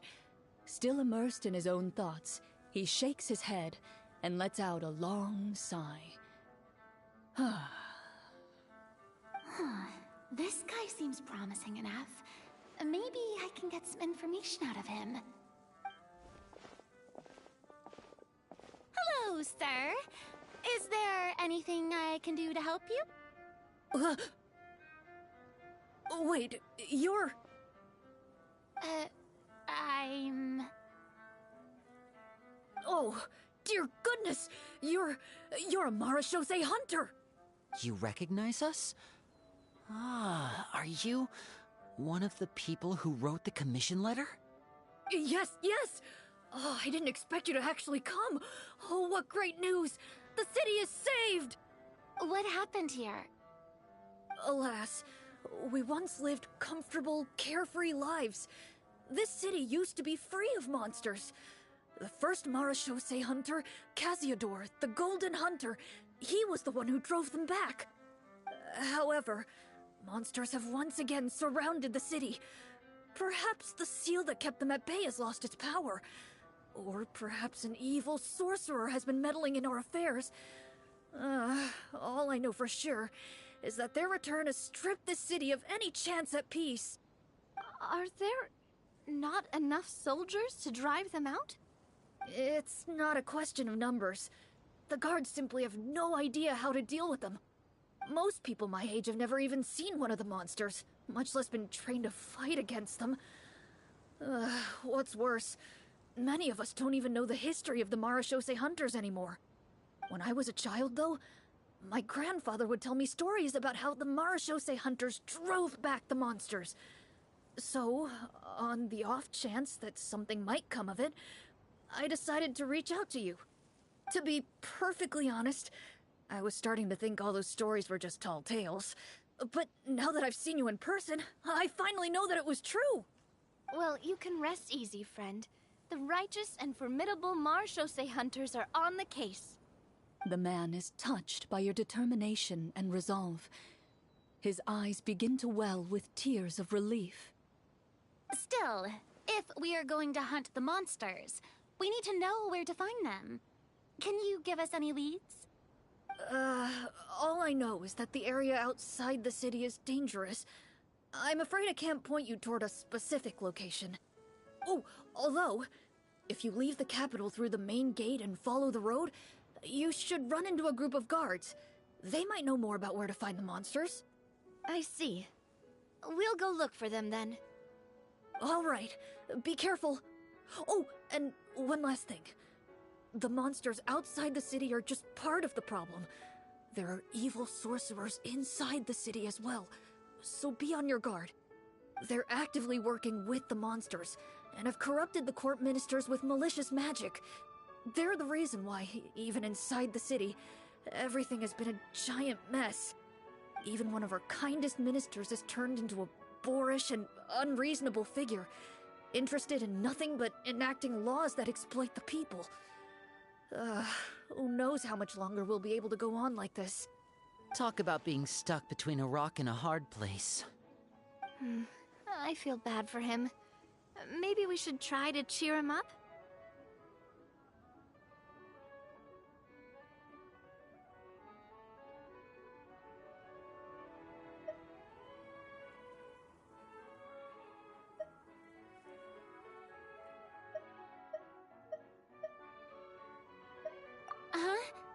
Like, now? I appreciate your kindness, but brave hunters, I leave the...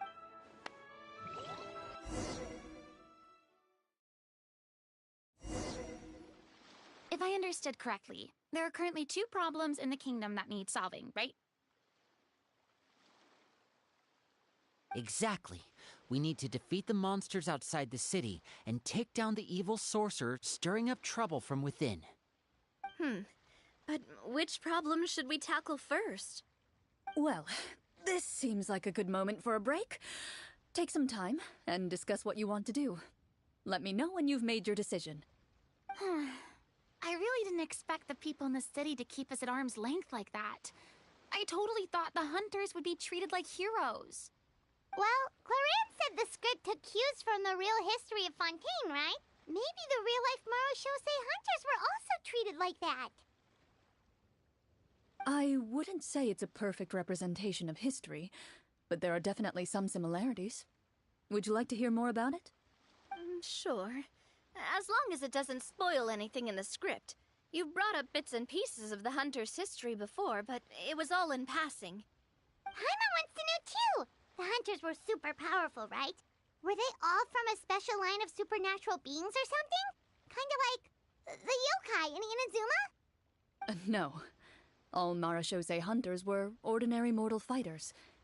The only thing that set them apart were the special sword techniques passed down over the centuries. Huh? So you mean anyone could become a Marechaussee hunter? In theory, yes.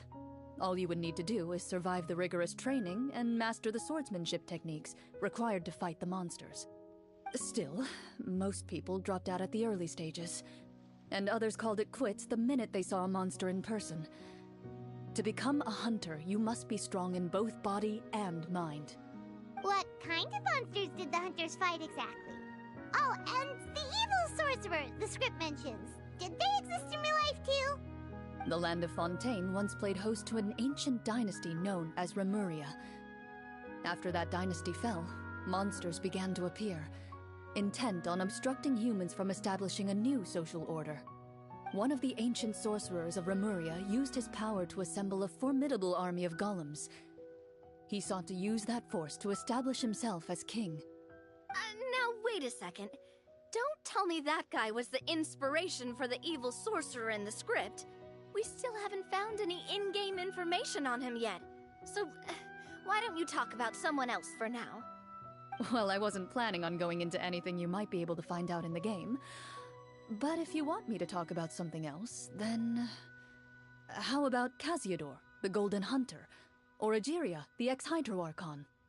Wait, but those people are all from a super long time ago. Where did you learn all this, Clorinde? From my master. Huh. By master, you mean Miss Petronia?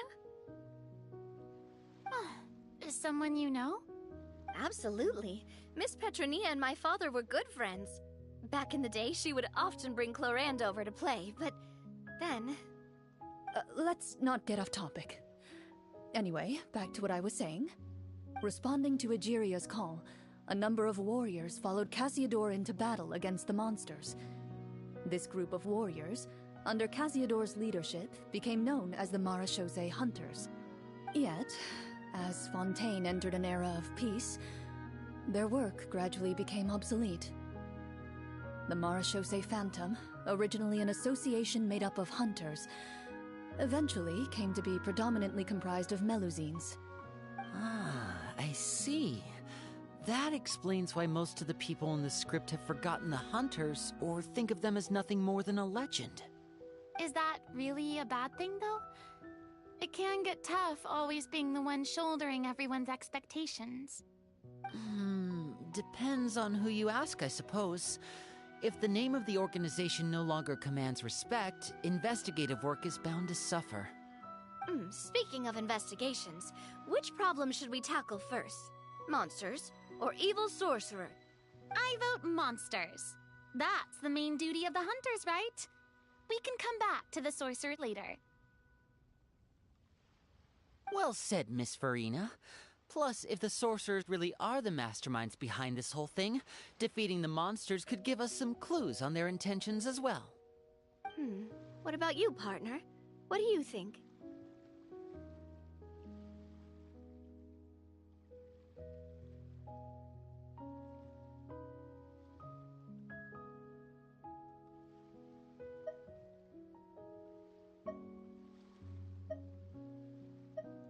It's decided then. All right. After some discussion, you decide to turn around and head out of the city.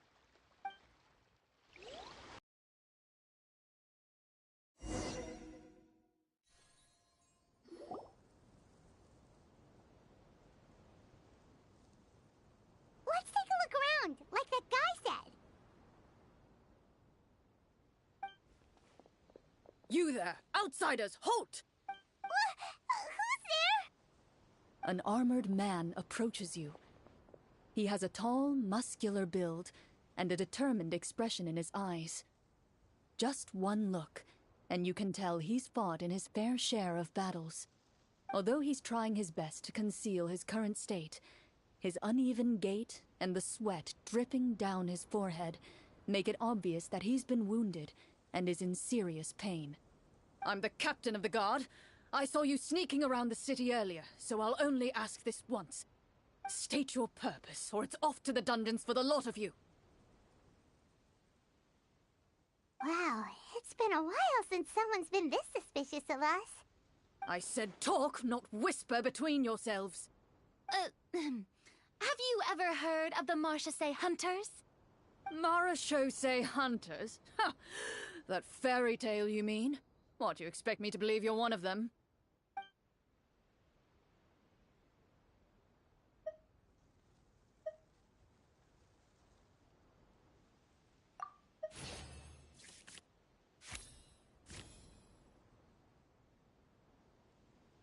While everyone is talking, you begin to carefully observe the captain's mannerisms. Every so often, you see him glance toward a particular direction, with a pained expression on his face, as if an invisible thread is tying him to an unknown place. As you follow his gaze, you vaguely recall that is known for its difficult terrain. Any battle that breaks out in a place like that is likely to be prolonged and devastating. Wait, is that where the monsters are? Outside the forest, in the area with the difficult terrain? The captain is taken aback by your sudden question. Still, his shock only lends credence to your theory. You're Looking to fight the monsters? Well, we're Marechaussee hunters after all. You could say that's basically our job. He shakes his head and continues to regard you with skepticism. In the end, he decides to inform you of the locations where the monsters have appeared. Those monsters aren't easy to deal with, but if you insist on going, I won't stop you either. I just hope all the guards will be able to come back to their families alive. I wish you the best of luck.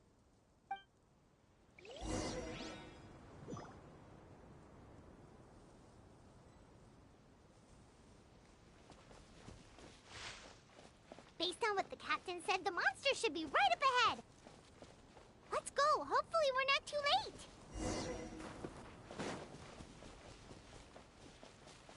As you approach the battlefield, you see numerous people lying by the side of the road. They appear to be dressed like guards. Their faces are filled with desperation and terror. Some are screaming and cursing in vain, as if still trying to banish the monstrosities they saw from their minds.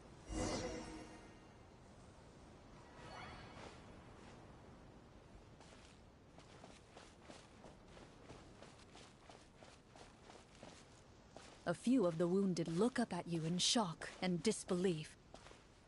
Quick, leave this place. Turn around and don't look back, they yell.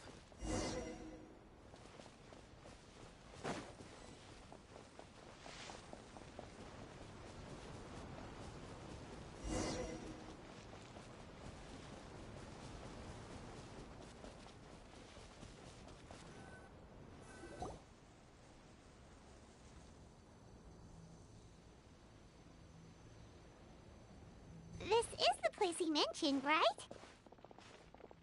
You see broken iron swords scattered all around you, and downed trees riddled with terrifying claw marks. All the signs point to one thing. A truly devastating battle just took place here. Be on your guard, everyone. The monsters might still be around. Before you can finish your sentence, you hear rustling sounds from the surrounding bushes. The monsters have emerged. They close in on you without fear. You get the impression that, in their bloodthirsty eyes, you're just another meal for them to devour. A little help here! This thing wants to eat Paimon! Your battle round begins now.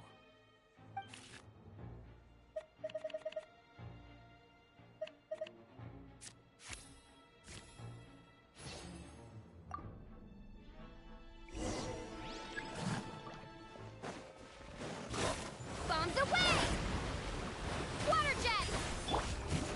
Strike a pose! Time to shine!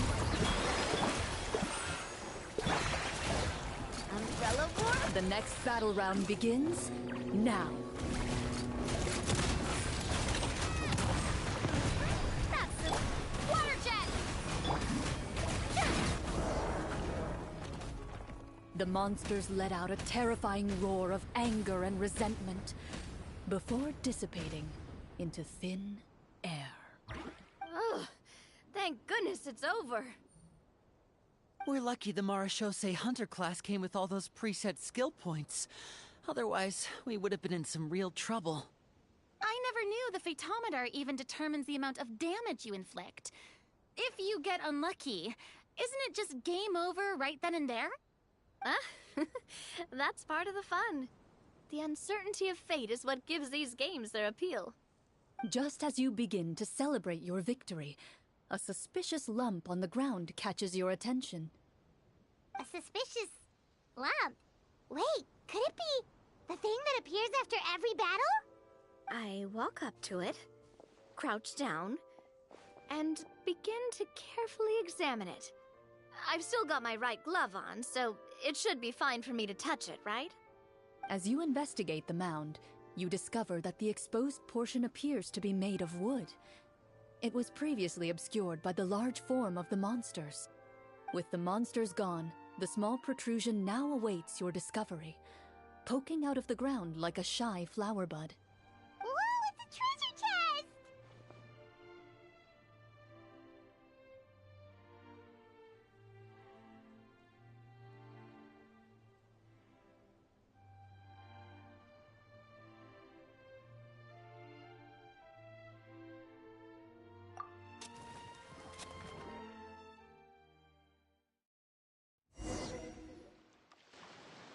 With everyone's help, you successfully excavate the wooden chest from the ground.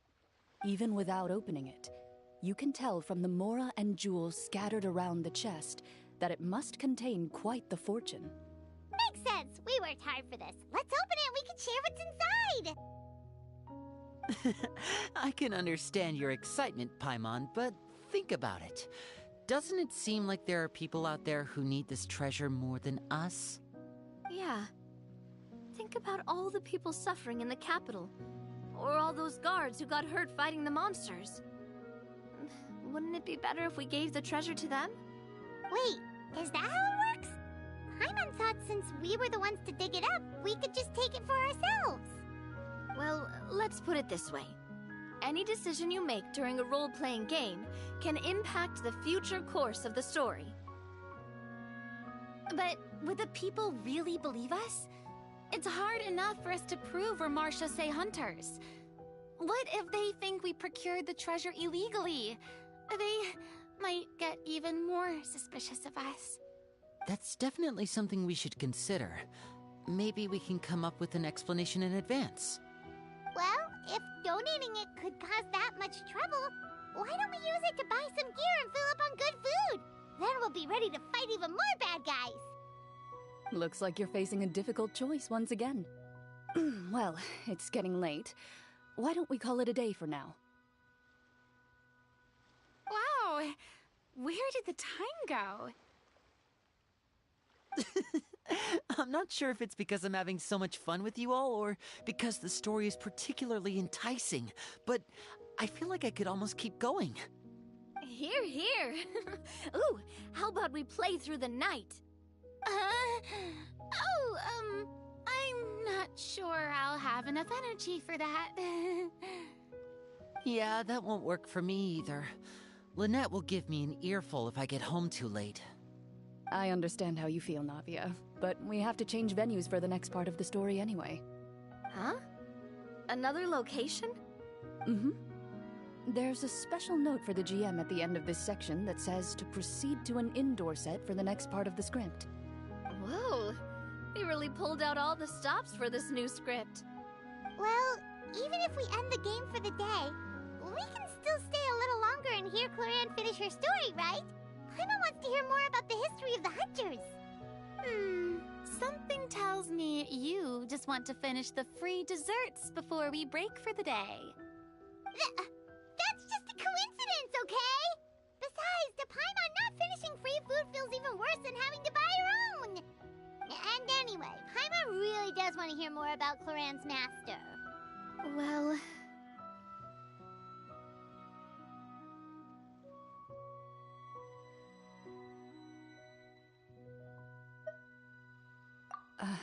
It's nothing. I appreciate the concern, but it's all in the past. It won't do any harm to share these things now.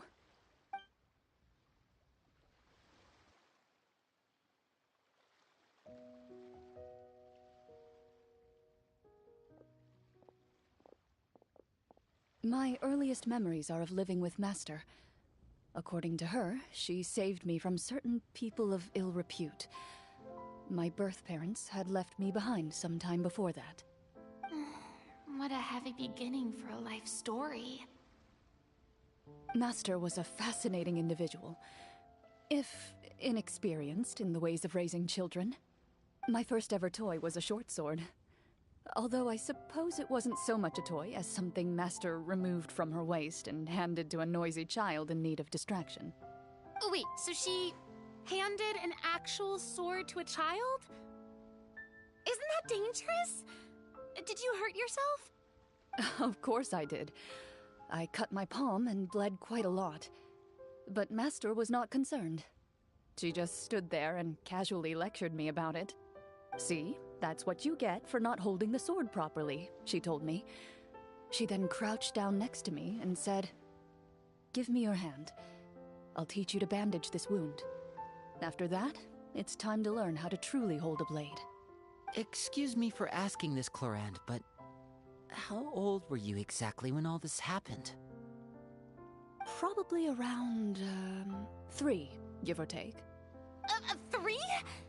Isn't that that when most kids are still struggling to hold a fork? As I said, Master was rather inexperienced in the ways of raising children. She believed trial and error was the best way to teach a child what they're capable of. I'm not so sure this is a question of experience. I didn't see anything wrong with her ways at the time. And anyway, children don't get to choose how they're raised. Oh, she did bring me back a pet from Liyue once. It was a Geovishap hatchling. A Geovishap hatchling? For a pet? That seems even more dangerous! What she said was this: make sure to get along, you two. If you really can't agree on something, just settle it with a fight. Whoever loses is the real pet. And how old were you when this happened? 5. Well, did you win? No, I lost. So, you're saying you actually became the Geovishap's pet? Yes, but only for a week. By the end of that week, I defeated it in combat, and we've shared a cordial relationship ever since. That really doesn't sound like the kind of childhood someone should have. Later on, I gradually understood that Master most likely didn't know any other way to raise a child. She was a Marashosei hunter, but I never heard her bring up her own parents. Thanks to her, I learned how to navigate the forest by the age of 6, and could hunt monsters in the wild by myself the year after that. Even though the training she subjected me to was strict, she always made sure to take me traveling when she had the time. We met many of her friends during those days. That was also how I met Mr. Callis and his family. I still remember the first time we met. You were too scared to join our picnic and hid behind Ms. Petronia the whole time. I still hadn't really met many children my age at that time, so I didn't know how to interact with others. After that, though, you started coming over a lot. You loved challenging people to shooting competitions, remember? I don't think many members of the Spina ever beat you in one of those. I had a lot of fun during those days. I enjoyed them too. Oh, do you remember that one time we went exploring around the Spina together? We overheard Papa call your master Fontaine's Protector of Justice. We tried to pretend like we never heard anything, but you nearly let it slip that one time.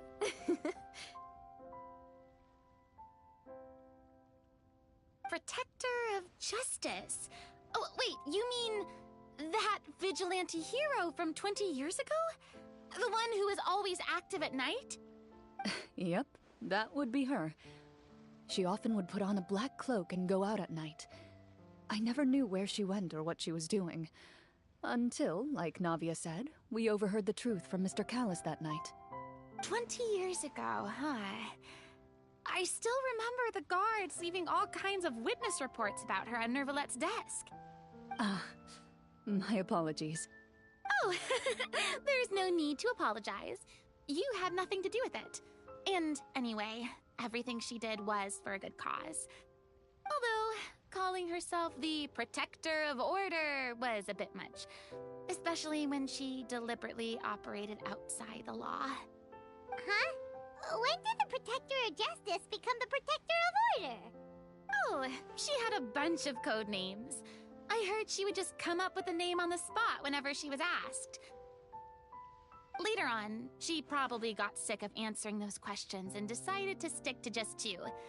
The Protector of Justice and the Protector of Order. That sounds like her, all right. I bet she forgot which of the 2 she'd use by the time she got back each night. Well, she certainly sounds like a fascinating individual. With her strong sense of justice, it's no surprise her student followed in her footsteps. It's true. I always wanted to become like her. Someone powerful, independent, and with a strong sense of conviction. But...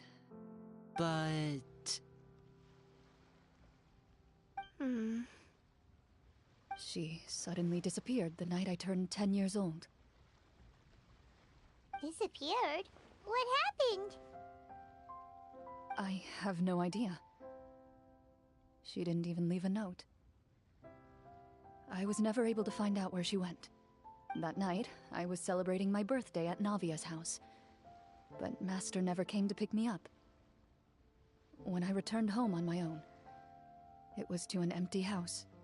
When she still didn't appear after a few days, I went to Mr. Callus's house to ask about her whereabouts. But he only shook his head. Papa probably didn't know either. I know he sent a few people to investigate the matter in secret, but they never found any credible leads. Don't worry, I understand. To be perfectly honest, given Master's personality and way of doing things, it all made a lot of sense. If I had to guess, I'd say she probably used it as an opportunity to force me to become independent.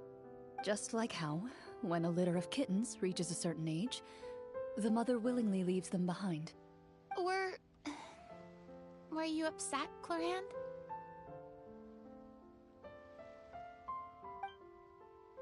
I was at first, but not anymore. I don't believe Master would suddenly disappear for no reason. There must have been something she just had to do. Well, despite everything, you still managed to follow in her footsteps and become the greatest champion duelist in all of Fontaine. You're practically a living symbol of law and justice. I suspect my position would be far too by the books for her. Master always did whatever she pleased. But you're right. I suppose I do take after her in some ways. Who knew Clorinde had such an interesting past? I never had the chance to ask her about it before. I wonder if Clorinde's master were the champion duelist back then, would that duel against Mr. Callus have gone differently? Oh no. Judging by the atmosphere, Clorinde and Navia are probably thinking something similar. The mood just got super awkward all of a sudden. Well, anyway. Would you look at the time? It's getting dark, so we should probably call it a day for real this time. If we keep talking like this, we really will be here all night. I had a great time today, Miss Clorinde. Thank you for being our GM. Anytime. The script was good, but I've got to say, your childhood stories were even better. Hey, you should tell us more about that fight against the Geo-Bishop sometime. Maybe your master was onto something. You could be right. What does she mean, onto something? I certainly don't know any 5-year-olds who want to fight a bishop in their spare time. Guess I'll head back as well. I need to save my energy if I want to continue enjoying the story tomorrow. You're that excited to hear about my fight with the bishop? I was talking about the script.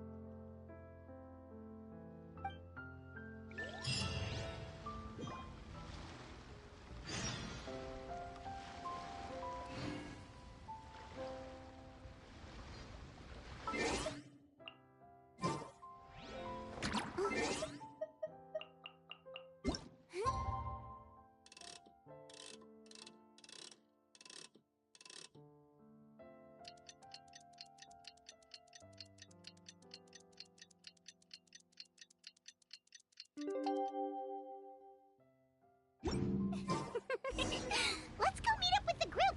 Paimon's really looking forward to today's story.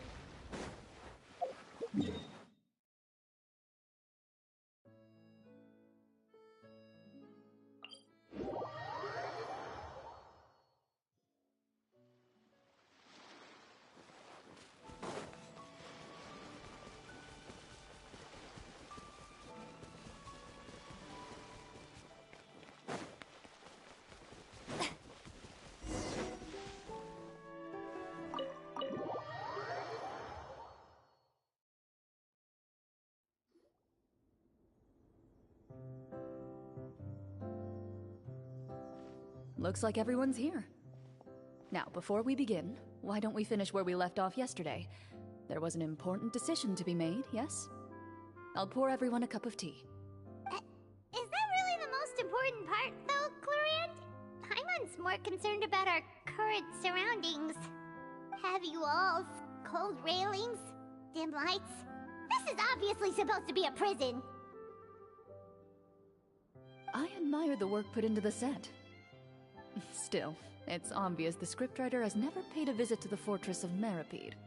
So this set is going to be a part of the script? Unfortunately, that is something I can neither confirm nor deny. Anyone think Cloran's smile is starting to look kinda scary? Well, whatever happens, we'll just have to push on. But first, we should really figure out what to do with this treasure. If we're worried about arousing suspicion because of our identity, why don't we give ourselves a different name, just like Cloran's master did? Yeah, it might be better to keep a low profile. As long as we're helping people, it doesn't matter who we are or what we're called. Staring at me won't get you anywhere. Or did you want some more tea? Oh, Paimon's good. Thanks. Why aren't you saying anything, Navia? Wait, what's that next to you?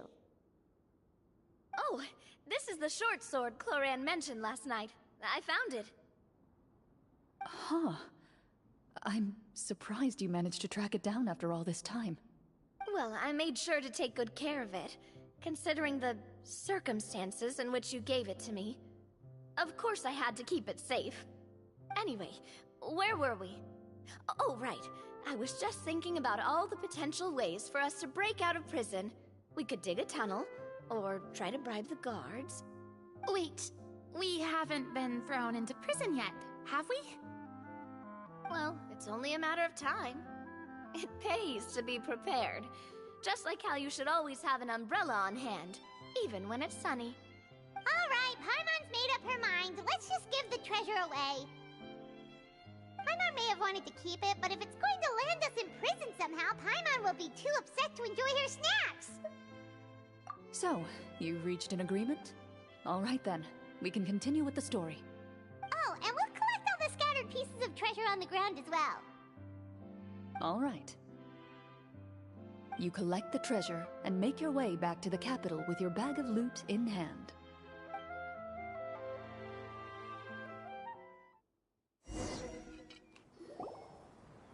The city is still shrouded in a gloomy, oppressive atmosphere, but your spirits are surprisingly high. In places where sunlight struggles to reach, you generously share your wealth with the children, the elderly, and the poor in urgent need of help. Thank you, kind soul.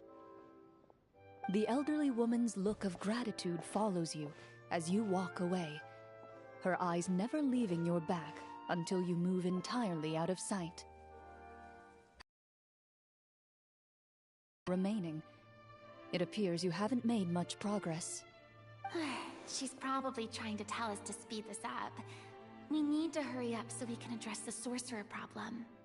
Should we go find that man again at the square? He seemed like a pretty responsible guy. I'm sure he knows the people here far better than us. Oh, good idea! Just as you start to make way to the square, intent on finding the man again, there's a voice.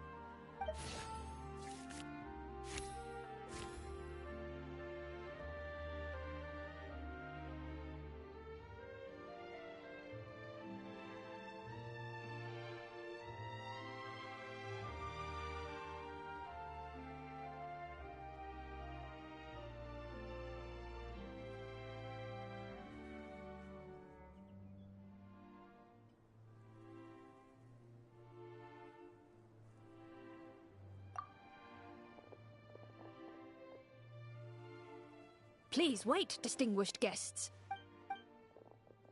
Several strange guards suddenly call out to you. They run forward to meet you and proceed to politely pay their respects. Greetings, gentlemen. Are we being invited for afternoon tea? Surely you jest, my lady. That would not be our place. It is His Excellency the King who requests to meet with you. Please come with us.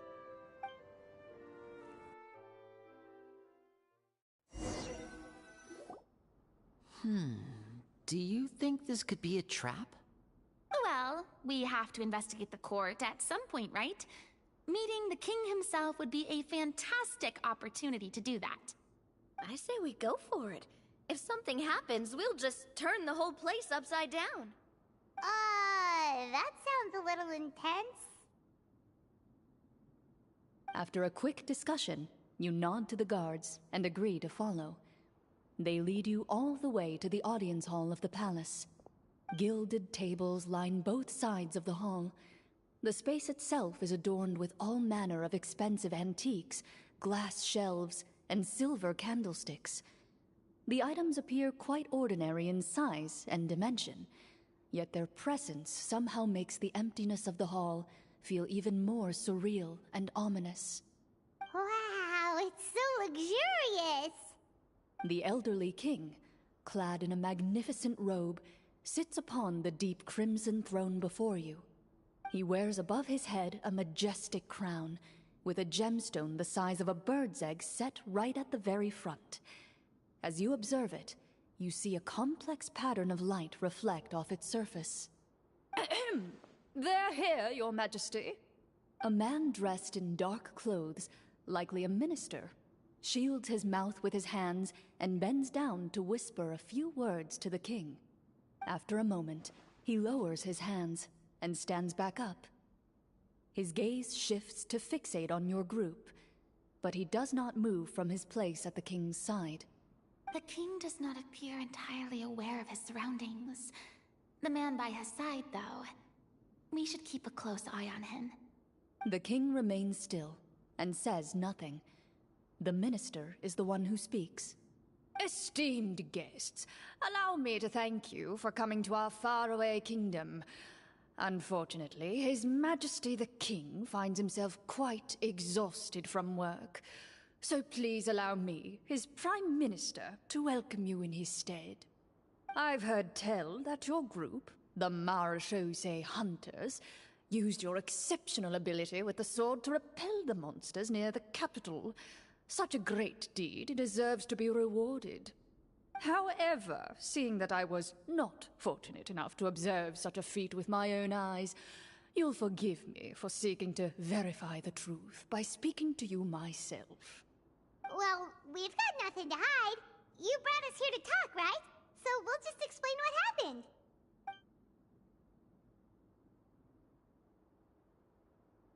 The golem's blades were so powerful, they could cut down trees in a single swipe! It took a lot of effort to defeat them, even for trained swordsmen like us. Well, there was enough details, right?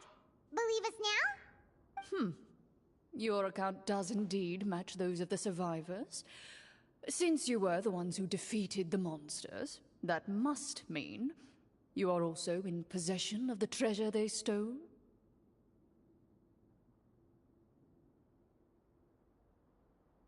Well, we did take the treasure, but... How did he know about the treasure? Then I must ask that you return it at once. It belongs to the kingdom. Wait, but didn't you just say that our great deed deserved a reward? Shouldn't the treasure be considered a part of that? Yes, that was indeed what I said. But you seem to have forgotten a very important distinction. Only that which is freely given by the king can be considered a reward. Taking the rightful wealth of a kingdom without said permission, on the other hand, is a crime. But that's completely unreasonable. Yeah, that makes no sense!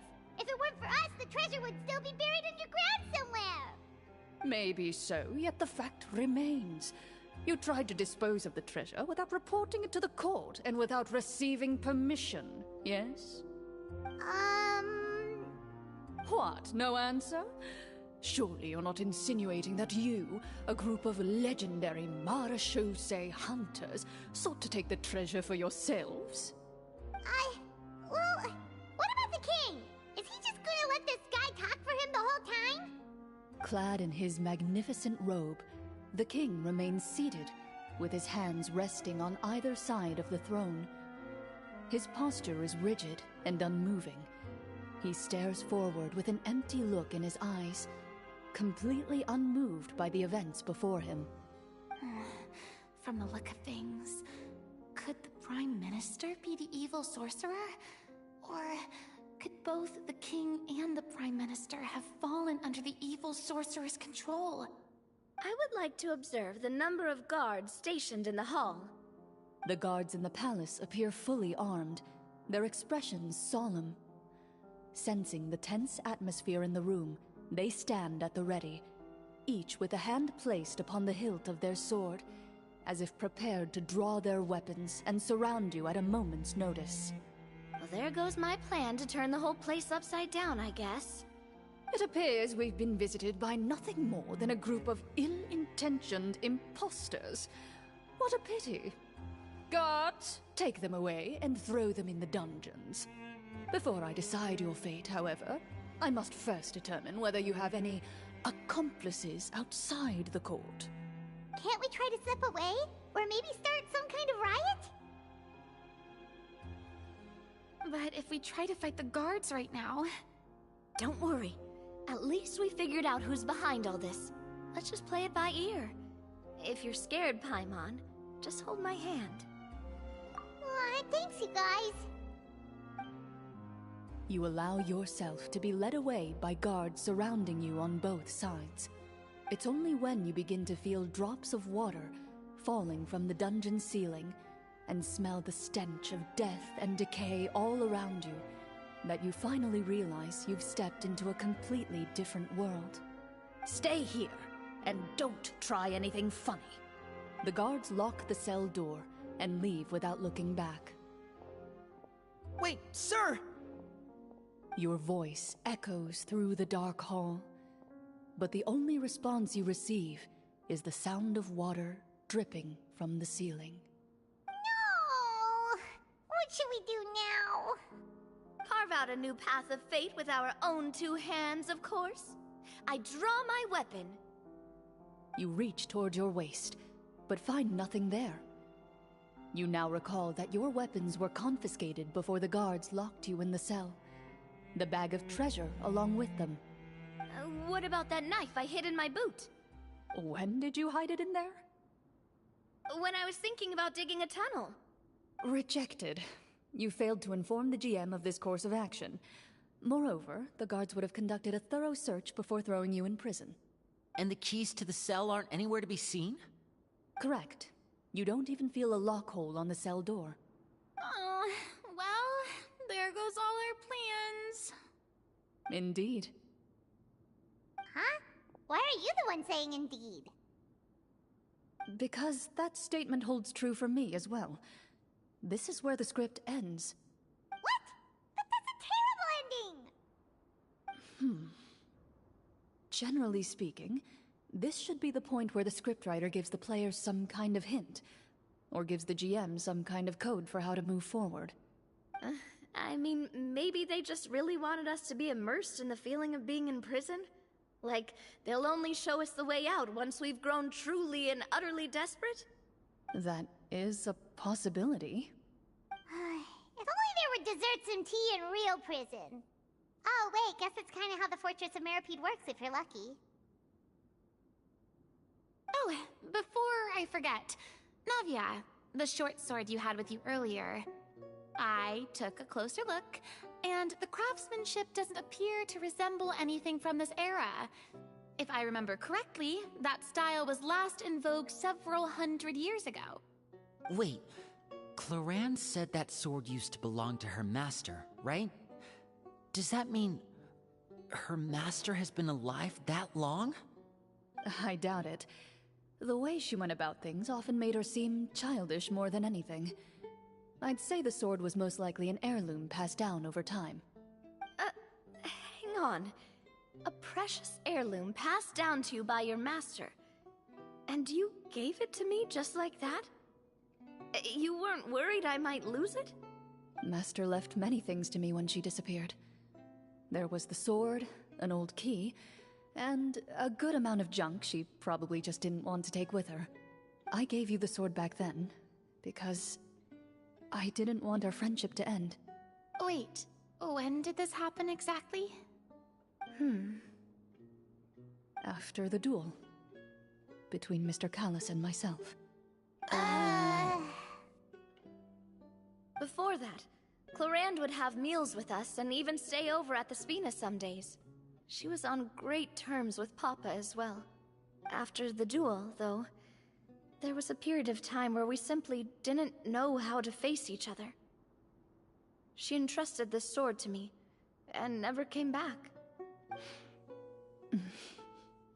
We were both sad, and conflicted, and totally overthinking everything as a result.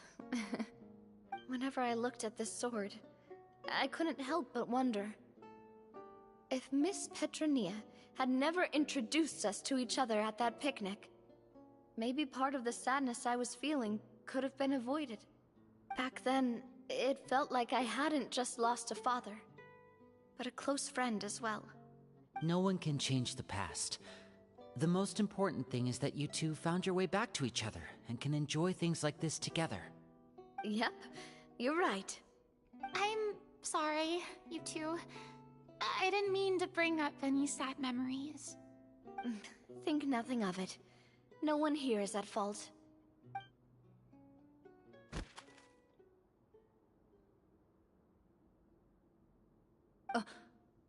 Huh?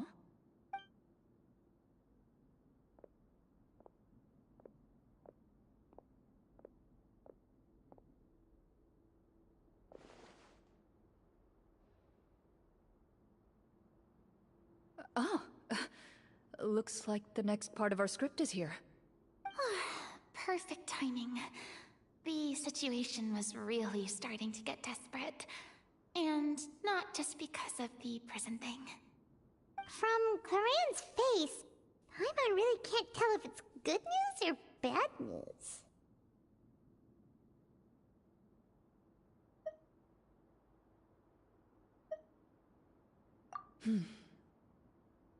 Water continues to drip from the ceiling.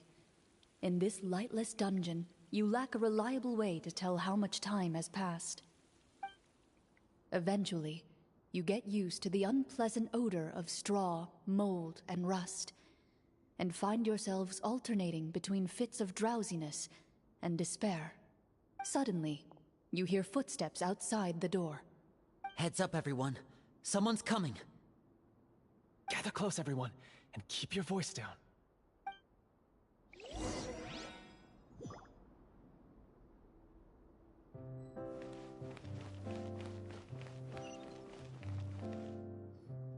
Who are you?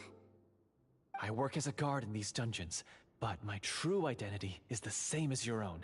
I'm also a Marechaussee hunter. Huh? Shh. I've already sent away the other guards, but if we make too much noise... I understand, but how can we be sure we can trust you? The king has issued a formal decree. In light of the irrefutable proof of your crime, you're to be executed before tomorrow's sunrise. If you want to escape, it has to be now. Executed? We barely did anything! Monsters appearing at the same location as the treasure. Could this entire thing have been a trap? There will be time for speculation once we're out of here. As for my identity, I have no way to prove that to you just yet. Infiltrating the capital was difficult, and finding a chance to speak with you has taken a lot out of me. I could go on, but I think we can all agree that now is not the time for details.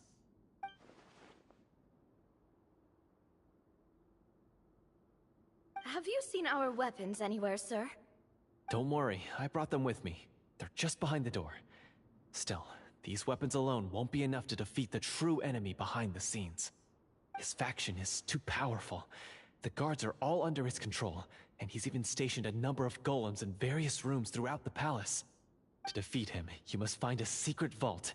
It is said that within that vault, the Marechaussee hunters of the past left behind a treasure with the power to defeat the sorcerer. You're not coming with us? No, I'll remain in the dungeons to deal with the guards. I'll try my best to distract them so they don't go after you. As long as my identity is not revealed, I'll be able to aid you when the final battle comes. In that case, please stay safe. Thank you for your concern. I will do my utmost. As for the location of the vault, here, this map should lead you there.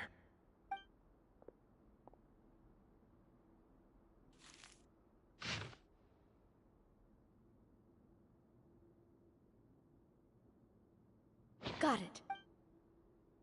All right, once I open the door, remember to stick close and refrain from making any noise. I'll lead you out of here as quickly as possible. You now have the chance to restore the honor and legacy of the Mara Shosei Hunters. So please, get out there and reclaim what's ours. And be sure to exercise caution. With the help of the guard, you successfully escape the dungeons. Your sense of despair and anxiety both seem to fade as you continue your quest.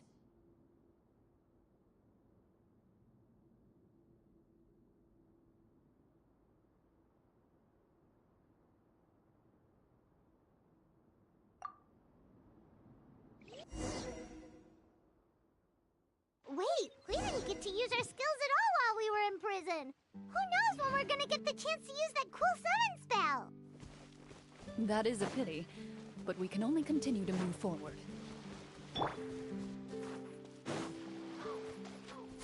Skyward! Scatter!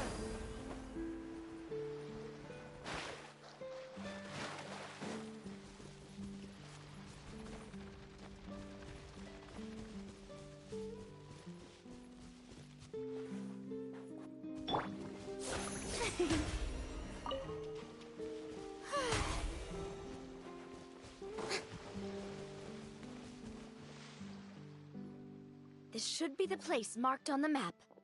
This bit of rock certainly looks suspicious. Well, I'd say an investigation's in order then. Plus, if all else fails, we can just blow it up. Wow, you really meant that!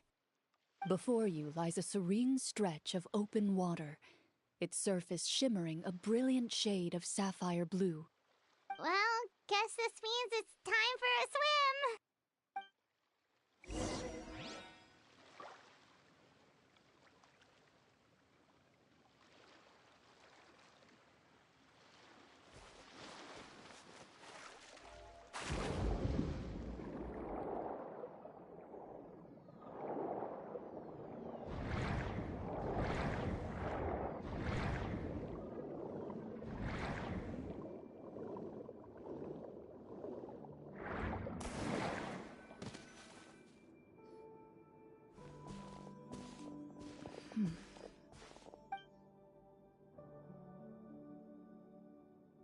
What's the matter? It's nothing. As you step into the cave, you find yourself in an eerily quiet space. Before you lies a narrow passageway that appears to trail off endlessly into the distance.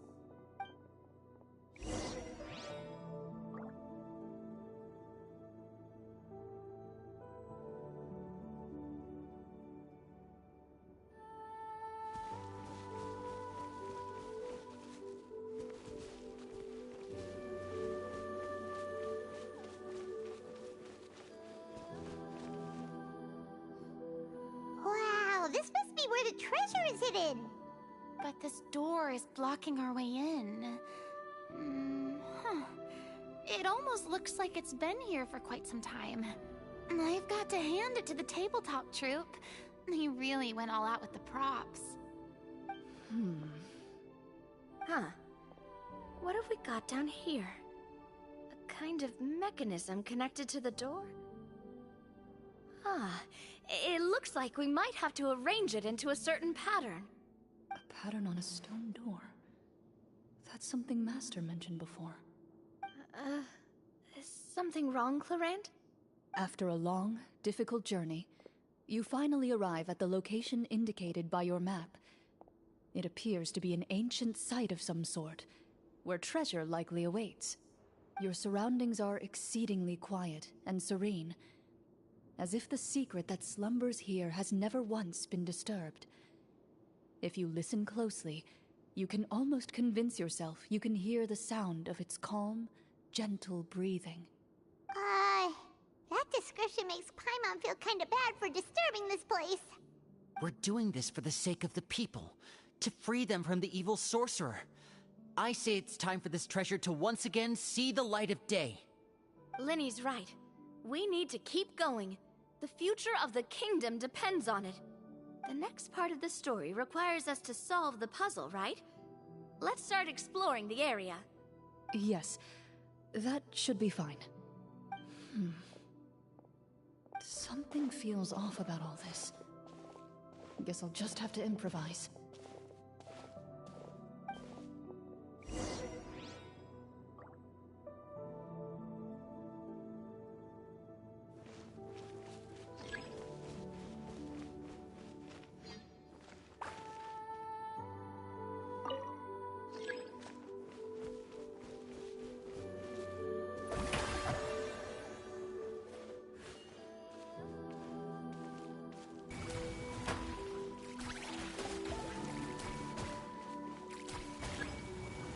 I found something! Found something here, too.